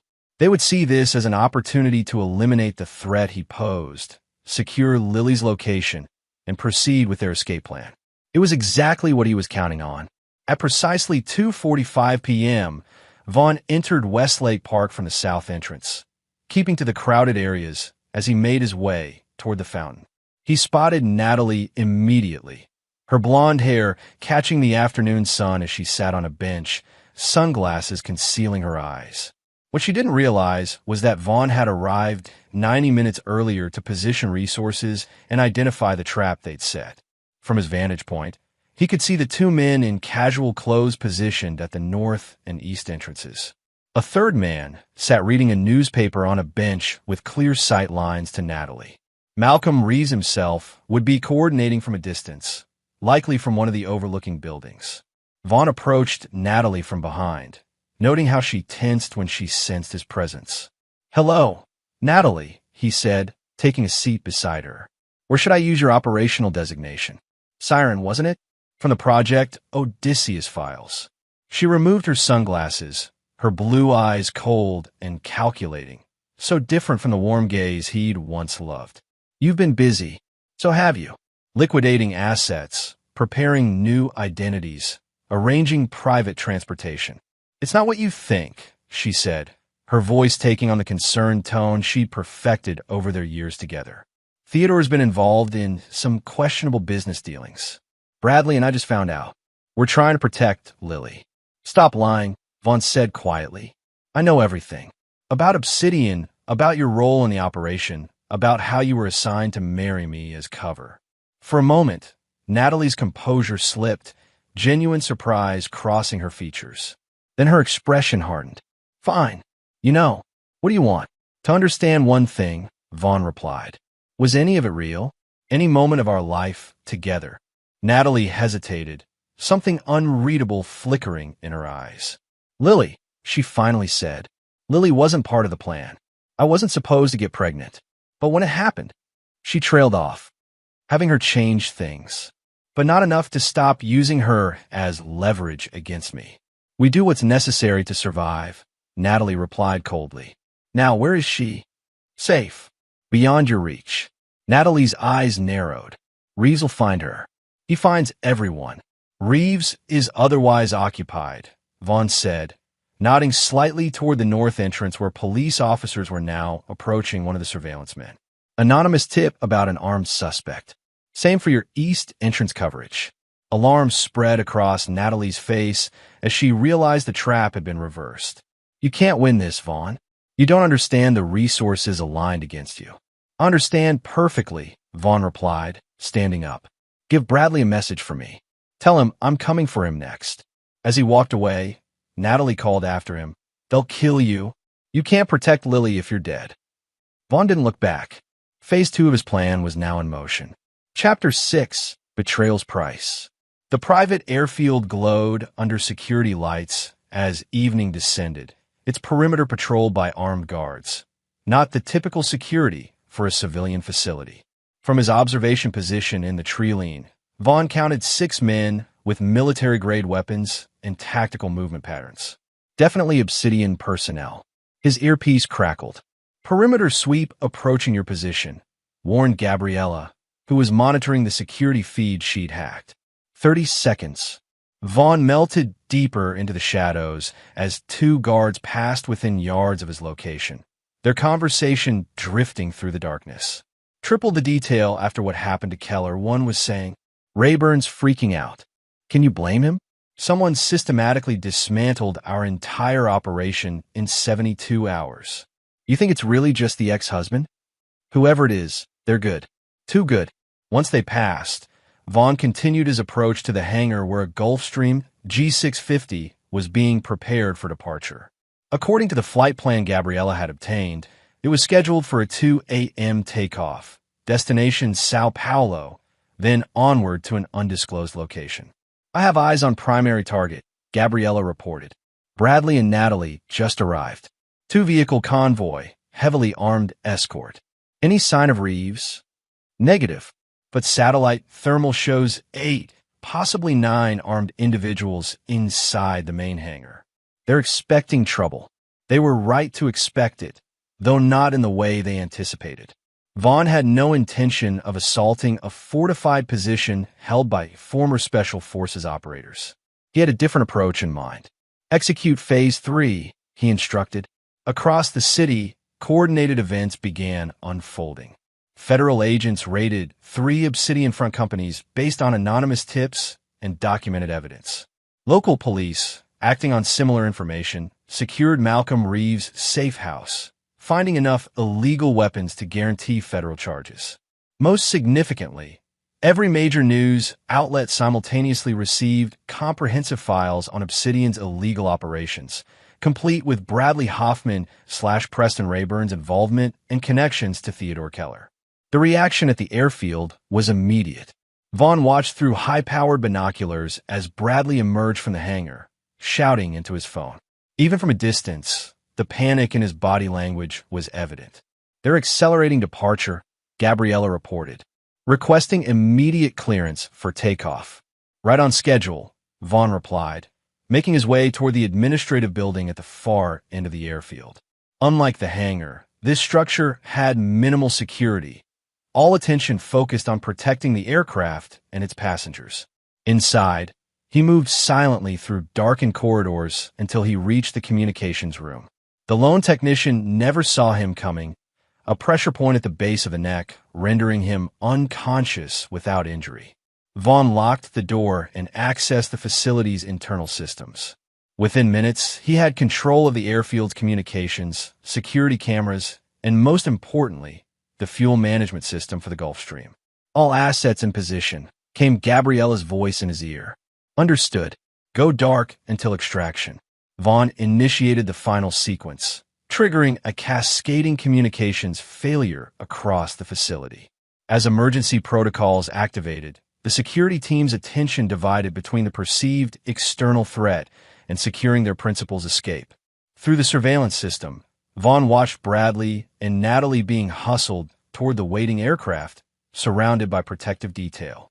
Bradley looked shell-shocked, while Natalie maintained her composure, scanning the surroundings with practiced vigilance. Just before they reached the aircraft, federal helicopters appeared over the horizon, their spotlights cutting through the darkness.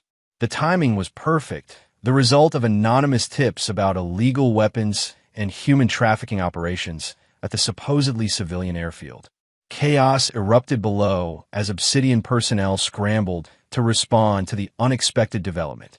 Bradley and Natalie were rushed back toward the vehicles while guards took defensive positions. In the confusion, no one noticed the figure moving through the shadows toward the main hangar. No one except Natalie, who broke away from her security detail and pursued, drawing a concealed weapon from beneath her jacket. Inside the darkened hangar, Vaughn worked quickly, placing small charges of strategic points around the fuel reserves. Not enough to cause catastrophic damage, just sufficient to ensure the aircraft wouldn't be taking anyone to South America tonight or any other night. "I should have known," came Natalie's voice from behind him. "The others underestimated you. I warned them." Vaughn turned slowly to face his ex-wife, noting the 9mm pistol aimed steadily at his chest. "You always were the smarter one. This won't end well for you," Natalie said, maintaining her distance. "Even if you manage to bring down Obsidian, others will take its place. The same people who protected Theodore all these years will find new assets to control." "Maybe," Vaughn acknowledged, "but they won't have my daughter."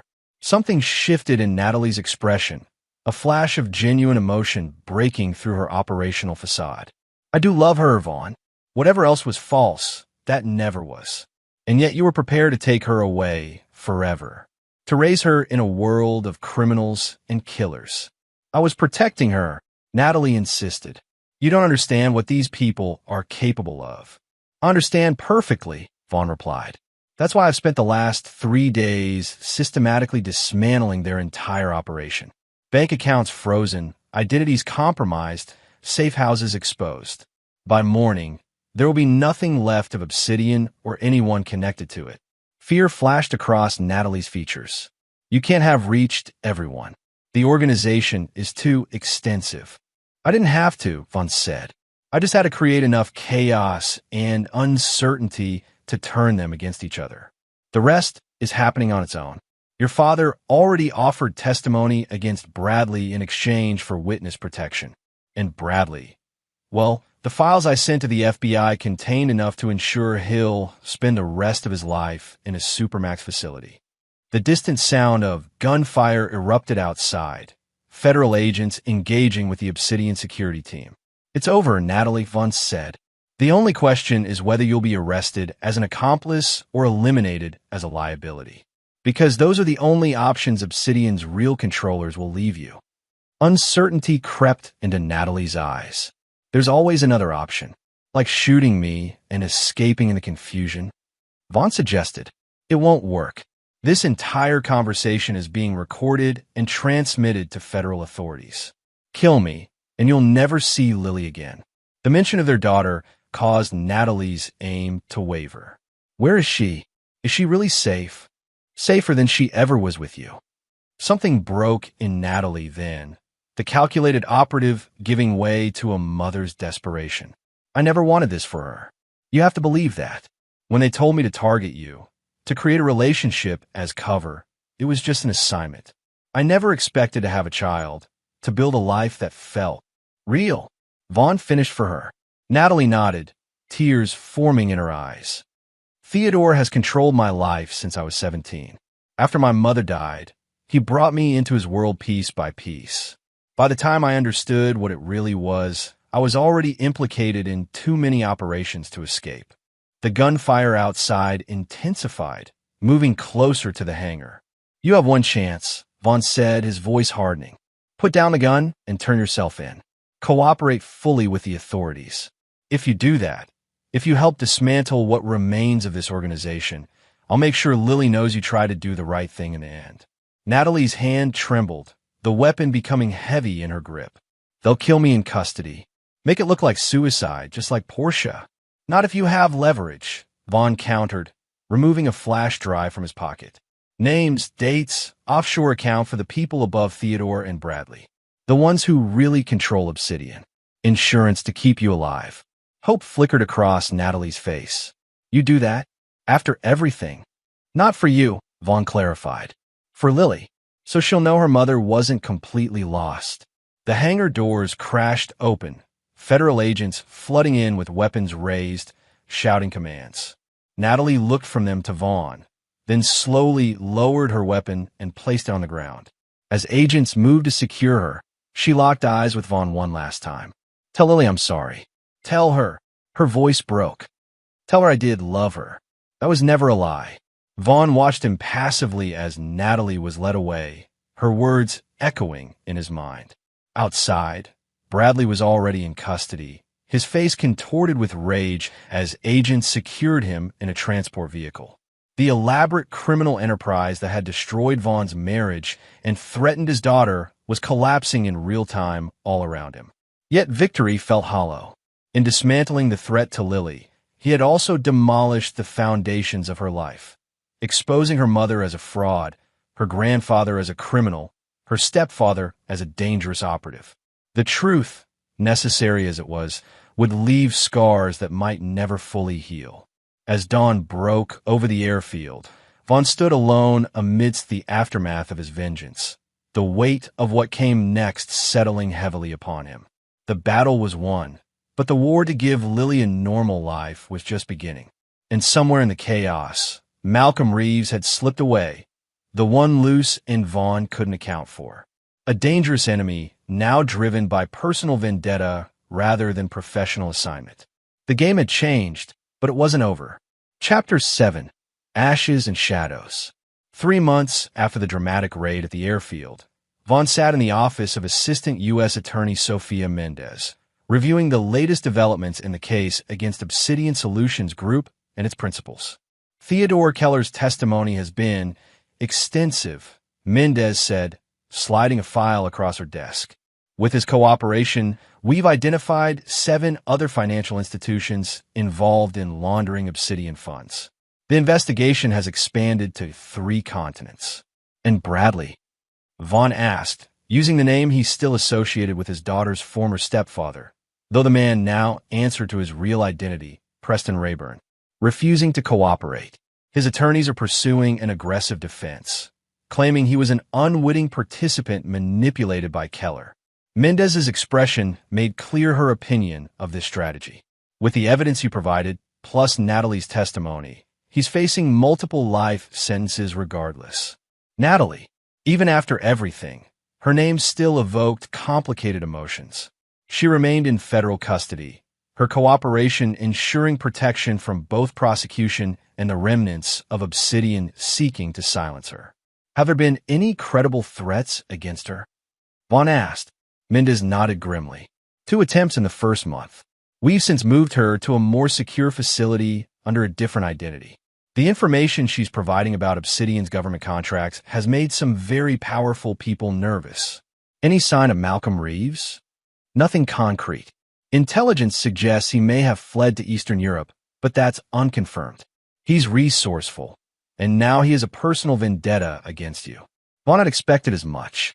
Reeves wasn't the type to accept defeat gracefully, especially such a public and comprehensive one. We can offer you witness protection, Mendez said, not for the first time. You and your daughter, new identities, relocation. Lily needs stability, not another upheaval, Vaughn replied. And I won't spend my life looking over my shoulder. Reeves will surface eventually. When he does, I'll be ready.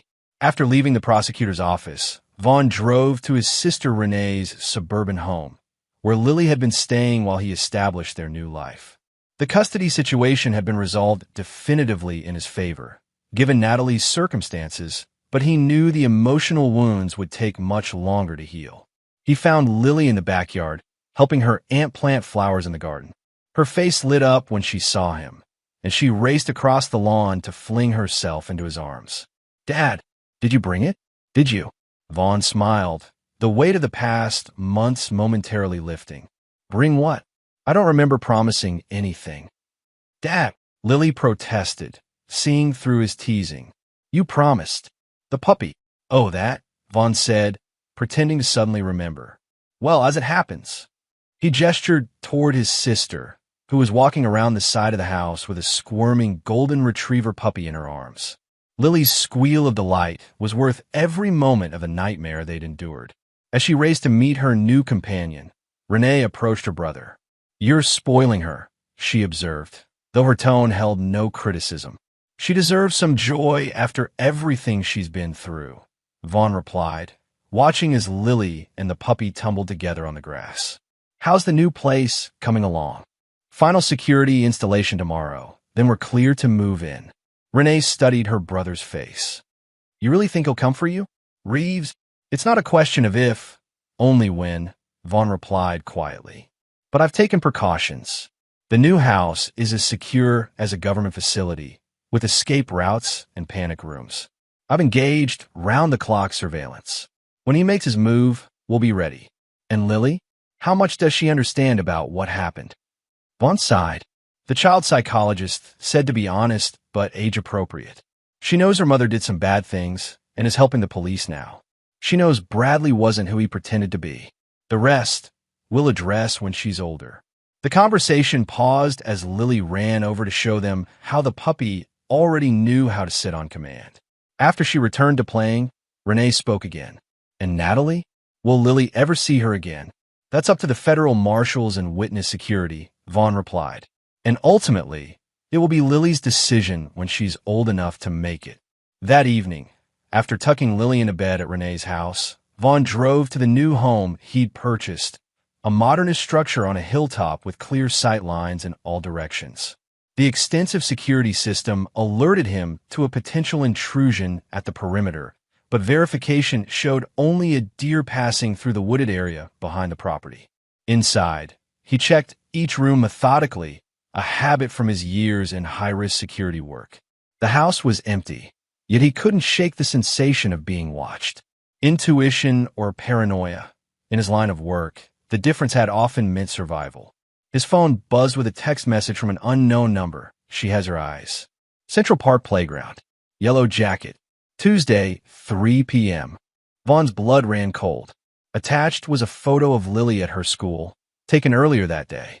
He immediately called his surveillance team, demanding to know how someone had gotten close enough for the photo.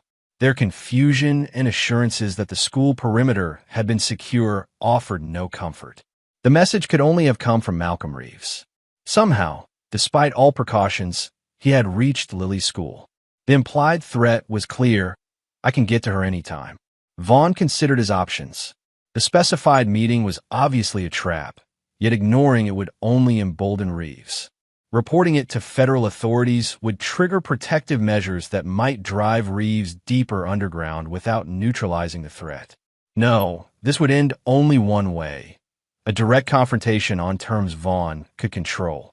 He would attend the meeting, but not in the way Reeves expected. Over the next 3 days, Vaughn made meticulous preparations. Lily and Renee were relocated to a secure facility known only to him. His most trusted former colleagues were positioned strategically around Central Park, creating an invisible security net. Every possible ambush point was identified and countered. When Tuesday arrived, Vaughn approached the playground from an unexpected direction, having altered his appearance with subtle but effective changes. From his position, he had clear sight lines to the playground where children played under parents' watchful eyes. At precisely 3 p.m., a man in a yellow jacket sat on a bench facing the playground. Not Reeves. His build and movement patterns were wrong. A proxy sent to make initial contact or confirm Vaughn's presence. Through his earpiece, Vaughn received confirmation from his team: Yellow Jacket is clean. No weapons. Carrying a mobile phone and what appears to be an envelope, Vaughn approached cautiously, taking a seat beside the man while maintaining awareness of his surroundings. "He said you'd come," the man said without looking at Vaughn. "Said you wouldn't risk your daughter." "Where is he?" "Not here." The man slid the envelope across the bench. "He said to give you this. Said it explains everything." As Vaughn reached for the envelope, his instincts screamed a warning. He pulled back just as the man's hand moved to his pocket with unnatural speed. The next moments unfolded in horrifying clarity. Vaughn knocked the man's arm aside as he withdrew not a weapon, but a syringe. The momentum carried the needle into the man's own thigh, and his eyes widened in shock and terror. "Help!" the man gasped, his face already contorting. He said it wouldn't hurt you. Said it was just to make you sleep. Within seconds, the man began convulsing, drawing screams from nearby parents who grabbed their children and fled. Vaughn's security team converged, establishing a perimeter as the man's body went rigid, then still.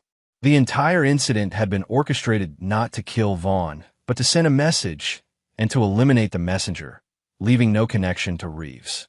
Inside the envelope was a single photograph. Natalie in her witness protection location, reading a newspaper with yesterday's date clearly visible. Scrawled across the image were the words, "She's next. Then you. Then Lily will be alone. Just like you were." The reference to Vaughn's orphan childhood confirmed Reeves had accessed his complete background. This wasn't just revenge. It was psychological warfare designed to systematically destroy everything Vaughn valued before coming for him directly. As federal authorities took over the scene, Vaughn stepped away, making a call to Assistant U.S. Attorney Mendez. "Reeves has compromised Natalie's location," he said without preamble. "Move her immediately. Full security protocol." "How could he possibly?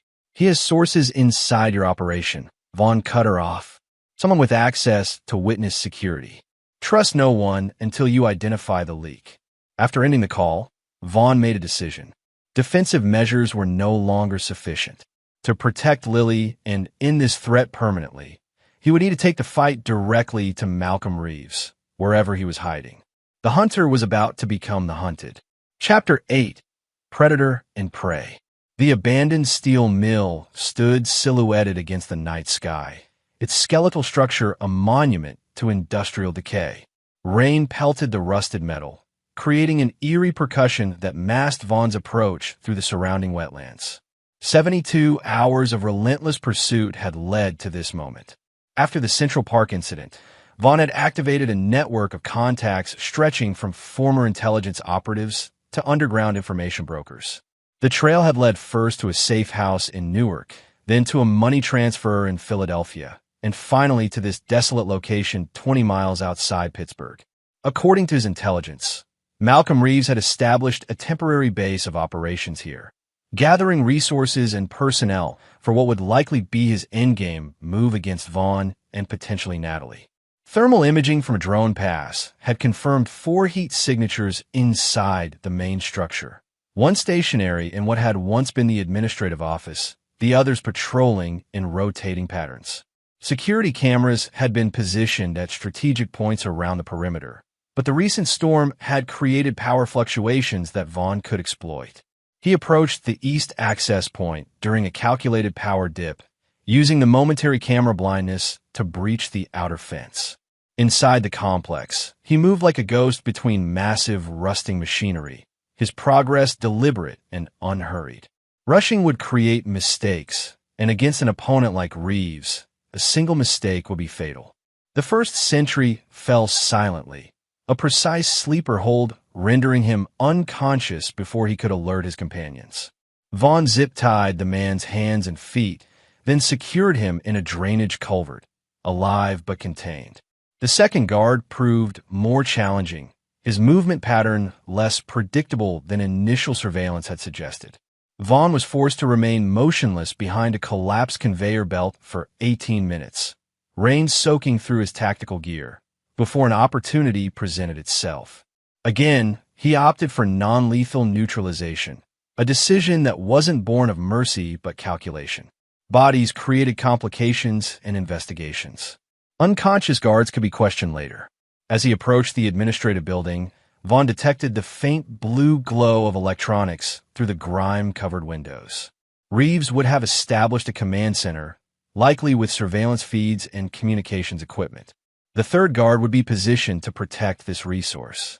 Rather than risk a frontal approach, Vaughn circled to the roof access, using the external fire escape that groaned treacherously under his weight.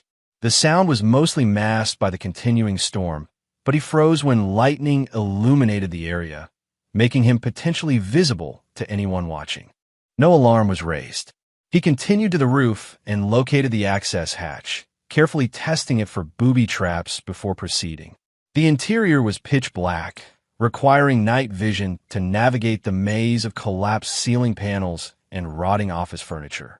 Below, he could hear voices, a low murmur that suggested at least two individuals in conversation. He positioned himself above a ceiling vent that offered both visual and auditory intelligence. Confirmed the leak has been identified and neutralized, a voice was saying, "Not Reeves, but someone reporting to him. Federal marshals have moved the woman to a new location." "We've lost that track for now." "It doesn't matter," came Reeves' distinctive voice, cold and precise. "Mercer is the priority. Once he's eliminated, we can locate the woman and the child at our leisure." The team from Belgrade arrives tomorrow. 6 operators, fully equipped. "We don't wait," Reeves replied. "Mercer's already hunting us. He's proven more resourceful than anticipated." "You think he's found this location?" A pause. "It's possible. Enhance perimeter surveillance and activate the secondary security protocols." Vaughn had heard enough. Reeves was expanding his operation, bringing in additional mercenaries for what appeared to be a major offensive. The timetable had accelerated. He needed to end this now, before reinforcements arrived. Moving silently along the ceiling joists, he positioned himself above what appeared to be Reeves' command center. Through gaps in the deteriorating ceiling, he could see computer equipment, weapons, and tactical gear.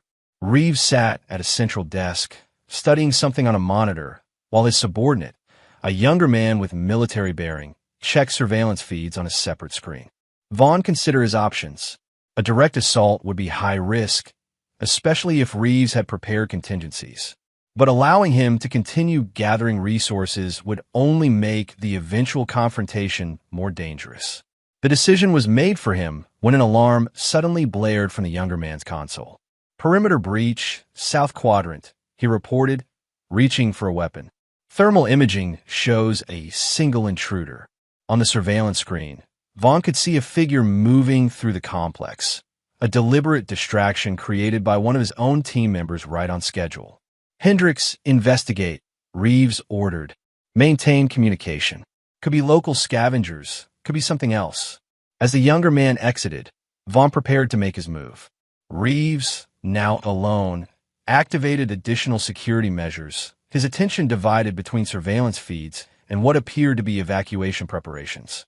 The ceiling gave way with a controlled crash as Vaughn dropped into the room, landing in a combat-ready stance with his weapon trained on Reeves, who showed no surprise at the intrusion. "Calculated risk," Reeves commented, slowly raising his hands. "Entering the lion's den directly." "Enter the line, Reeves," Vaughn replied, keeping a safe distance. "Your operation is compromised. Federal tactical teams are en route." "Are they?" Reeves smiled thinly. "Or are you here alone, driven by personal vendetta rather than professional judgment?" The Vaughn Mercer I studied wouldn't risk a sanctioned operation with his daughter's safety at stake. "The Vaughn Mercer you studied doesn't exist anymore," Vaughn replied coldly. "You in Obsidian saw to that when you destroyed my life and threatened my child." Reeves gave a small shrug. "Collateral damage in a larger operation. Nothing personal until you made it so. Sending assassins after my daughter made it personal." "Insurance policy," Reeves corrected. "A rational strategy you would have employed in my position. We're not so different, you and I. Both trained to assess threats and eliminate them efficiently." "The difference," Vaughn said, "is that I don't target children." A tense silence fell between them, broken only by the distant sound of the alarm still blaring across the complex. "What's your endgame here, Mercer?" Reeves finally asked. "Kill me? Turn me over to authorities? Neither resolves your situation. There are others who will continue what I started. People who consider your knowledge of Obsidian operations an unacceptable liability." "I've already dismantled Obsidian," Vaughn replied. "Your principals are under indictment or in witness protection. Your offshore accounts are frozen. There's nothing left to protect." Something shifted in Reeves' expression, the first hint of genuine emotion breaking through his professional facade. "There's always something left. Always loose ends to eliminate. That's why we're both here, isn't it? to tie up the final loose end in this operation. The radio on Reeves' desk crackled. No sign of the intruder. Possible false alarm from wildlife. Continuing perimeter sweep. Reeves' gaze flickered briefly toward the desk, a momentary tell that Vaughn recognized from years of high-stakes confrontations. There was something on that desk beyond the radio, something Reeves considered a potential game-changer. Hands on your head, Vaughn commanded, moving to secure Reeves while maintaining awareness of potential threats. Kneel, facing away from the desk. Reeves complied with deliberate slowness. You're making a mistake, Mercer. I'm offering you a way out, for you and your daughter. A permanent resolution. The only resolution is ending the threat you pose, Vaughn replied, securing Reeves' hands behind his back with reinforced zip ties. Whatever you're planning dies here. Once Reeves was restrained, Vaughn approached the desk cautiously, keeping his weapon trained on his prisoner. What he found sent a chill through him. Detailed surveillance photos of Lily at her new school, at Renee's house, even in the supposedly secure facility where he'd relocated them. More disturbing were architectural plans of the building, with security systems marked and potential entry points highlighted. How did you get these? Vaughn demanded, fighting to keep his voice steady. Professional courtesy, Reeves replied with a cold smile.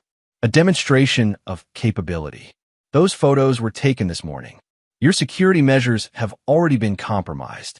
My team has established access protocols for when the moment comes. What moment? When I give the order, Reeves said simply, or when I fail to check in at designated intervals. Dead man switch, Mercer. Standard contingency planning. Kill me, imprison me. Either way, protocols activate. Vaughn felt the familiar ice of combat clarity settling over him. If Reeves was telling the truth, and his operational history suggested he would have such contingencies, then simply neutralizing him wouldn't resolve the threat to Lily. What do you want? Vaughn asked, already knowing the answer. Professional resolution, Reeves replied. You disappear permanently. No further pursuit of Obsidian interests or personnel. In exchange, your daughter lives undisturbed. And I'm supposed to trust your word? Trust operational logic, Reeves countered. With you gone, your daughter presents no intelligence risk. Eliminating her creates complications without strategic benefit. My principles are pragmatists, not sadists. The building suddenly shook with an explosion from the south perimeter, Vaughn's extraction team creating a diversion as planned. Alarms blared with renewed urgency. Reeves remained unnaturally calm. Limited time frame now, Mercer. Decision point. Your life for your daughter's safety. The offer expires when reinforcements arrive, for either of us. In the flickering emergency lights, Vaughn studied the man who had become his nemesis. Reeves was a professional, ruthless but rational. If he gave his word on operational grounds, he would likely keep it, if only because breaking it would be inefficient. But there was something in Reeves' eyes, a calculating anticipation that triggered Vaughn's instincts. This was too convenient, too neat a resolution. Show me the dead man's switch, Vaughn demanded. Prove it exists. Reeves nodded toward a laptop on the side table. Access code is Theta 97 Victor. Check the automated protocols folder. Maintaining his weapon's aim, Vaughn accessed the system, finding exactly what Reeves had described. A sophisticated protocol requiring regular authentication to prevent automated execution of pre-programmed commands. The target coordinates matched Lily's location. What Reeves couldn't know was that Vaughn had already moved Lily again after detecting unexplained surveillance activity near the secure facility. The coordinates targeted an empty location. Satisfied? Reeves asked. Almost, Vaughn replied, closing the laptop. One more thing. Without warning, he struck Reeves with precise force at the base of the skull, rendering him unconscious. Working quickly, he accessed Reeves' communication devices, downloading all data to an encrypted drive. The information would allow him to identify and neutralize the remaining threats in Reeves' network. The building shook with another explosion, closer this time. Extraction was imminent. Vaughn looked down at Reeves' unconscious form, considering his options. Killing him would be the simplest solution, permanent elimination of the threat. But it would also mean crossing a line Vaughn had maintained throughout his career, even during the darkest operations. Instead, he placed an anonymous call to federal authorities, providing the location and evidence of Reeves' activities. Obsidian was already under federal investigation. Its head of security would face justice through legal channels. Before departing, Vaughn left a single item beside Reeves, a chess piece. A black king toppled on its side, the universal symbol of checkmate. As extraction helicopters approached, Vaughn disappeared into the night, carrying with him the means to end the threat to his daughter once and for all. The predator had become the prey, and the hunt was finally over. Chapter 9. Unforgiving. 1 year later, Vaughn stood on the deck of his new home in northern Michigan, watching as Lily played with her dog in the sprawling yard that sloped down to a private lake. Autumn had painted the surrounding forests in brilliant red and gold, creating a postcard-perfect setting that seemed worlds away from the darkness they'd escaped. The final dismantling of Malcolm Reeves' network had taken months of meticulous work. The data extracted from his systems had revealed a complex web of operatives, safe houses, and contingency plans, all of which Vaughn had systematically neutralized with the reluctant assistance of federal authorities. Reeves himself had been sentenced to life imprisonment without parole, his trial conducted under unusual security measures given the sensitive nature of Obsidian's government connections. Theodore Keller had received a reduced sentence in exchange for his comprehensive testimony, while Bradley/Preston faced multiple consecutive life terms. Natalie remained in witness protection, her cooperation continuing to unravel the international aspects of Obsidian's operations. According to Mendez, she asked about Lily regularly, though no direct contact had been established. That decision remained in Vaughn's hands, and so far, he had chosen to maintain distance, not out of cruelty, but concern for Lily's emotional well-being. The child psychologist had advised a gradual approach to reintroducing Natalie into Lily's life, if at all. The sound of tires on gravel interrupted his thoughts. A government-issue SUV approached along the private drive, parking near the front entrance. Assistant U.S. Attorney Mendez emerged, looking more casual than Vaughn had ever seen her in jeans and a light jacket. "Mr. Mercer," she greeted him as he came around from the deck. "Thank you for agreeing to meet." "You said it was important," Vaughn replied, leading her inside the house where Lily couldn't overhear. "Has something happened with Reeves?" "Not Reeves," Mendez said, accepting the coffee he offered. "Natalie. She's been insisting on seeing Lily, becoming quite adamant about it." Vaughn's expression hardened. "The court granted me sole custody with visitation at my discretion. Nothing has changed." "Legally, no," Mendez agreed.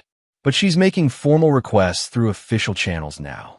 Given her continued cooperation, some in the Justice Department are sympathetic. "And you?" Mendez sighed.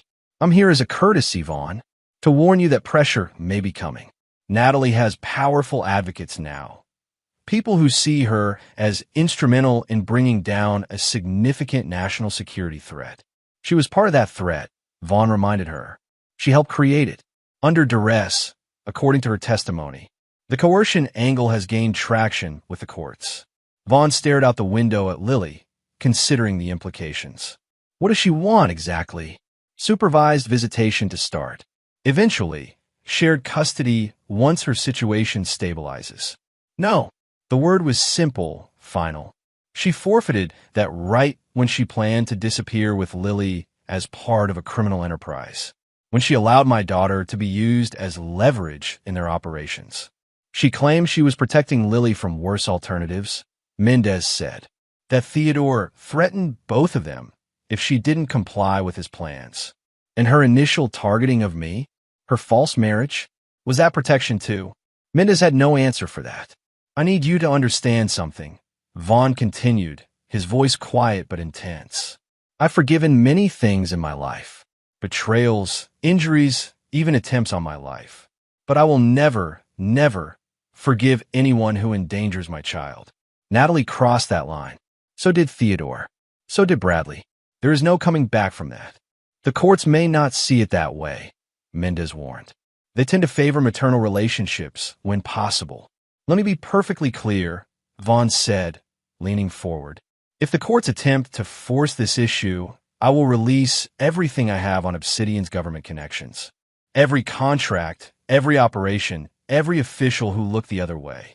The complete data set that I extracted from Reeves' systems, but never fully disclosed to your department. Mendez paled slightly. That would compromise ongoing cases, jeopardize national security. Then I suggest you make that clear to whoever is advocating for Natalie, Vaughn replied. My priority is my daughter's safety and well-being. Nothing else matters. After Mendez departed, Vaughn remained in his study, reviewing the extensive security measures that protected their new home. The property was registered under a corporate entity with no connection to his name. Their electronic footprint was minimal, their movements unpredictable. He had created a fortress, not of walls and alarms, but of anonymity and strategic precaution. Lily's laughter drifted through the open window as she played with her friend from the neighboring property, the first real friendship she developed since the upheaval. The child psychologist had reported significant progress in her emotional recovery, noting that the stability of their new life was helping her process the traumatic events of the past. That evening, as he tucked Lily into bed, she asked the question she occasionally revisited. Dad, will I ever see Mom again? Vaughn sat on the edge of her bed, choosing his words carefully.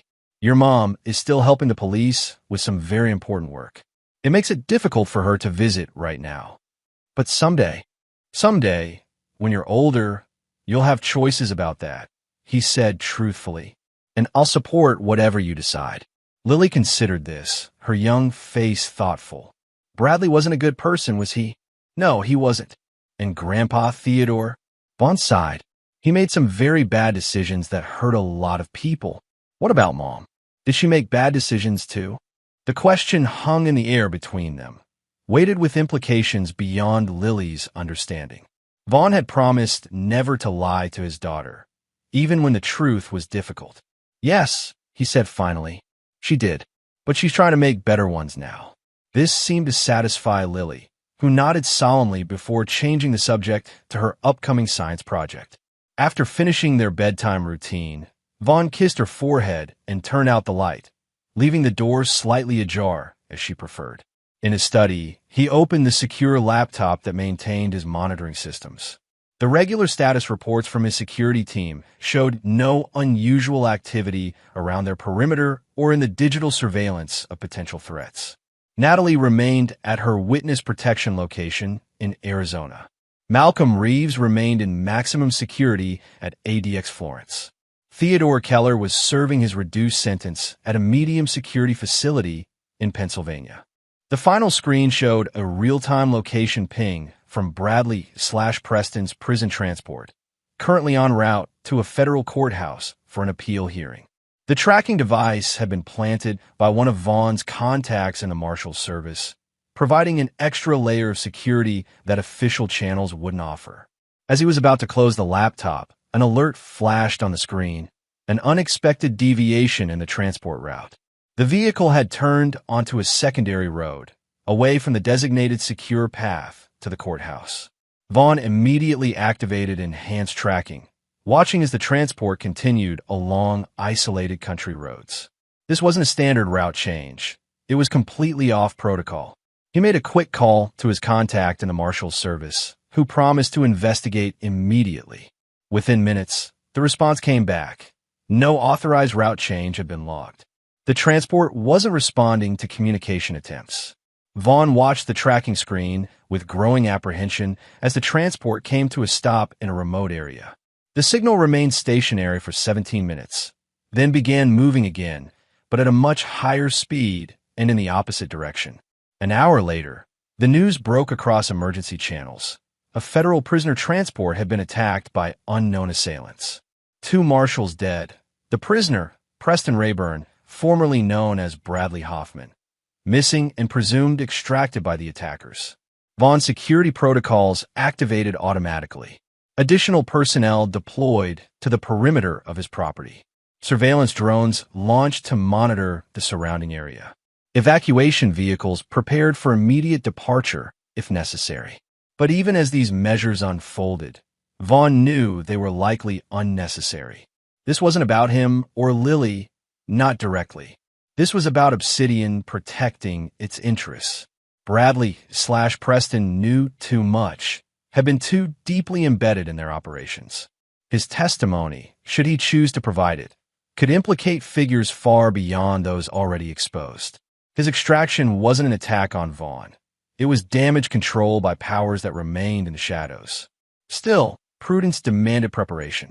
Vaughn sent a coded message to Renee, activating their emergency protocols. Within 30 minutes, she arrived to stay with Lily while he addressed the potential threat. "Is it happening again?" Renee asked quietly as they stood in the kitchen, out of Lily's earshot. "Precautionary measures only," Vaughn assured her. "I don't believe we're targeted, but I need to verify."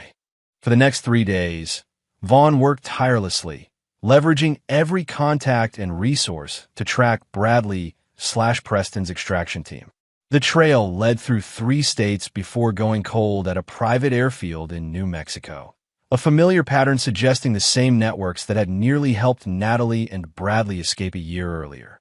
Analysis of communication patterns and financial transactions confirmed his initial assessment. This was an internal Obsidian matter. Bradley had been extracted not to pursue vengeance against Vaughn, but to prevent further exposure of Obsidian's government connections. As the immediate threat assessment downgraded, Vaughn maintained enhanced security but allowed life to return to relative normalcy. Lily resumed school. Their daily routines continued, and the autumn days passed in a rhythm that offered healing and stability. 2 weeks after Bradley's extraction, Vaughn received an encrypted message from a source deep within federal intelligence.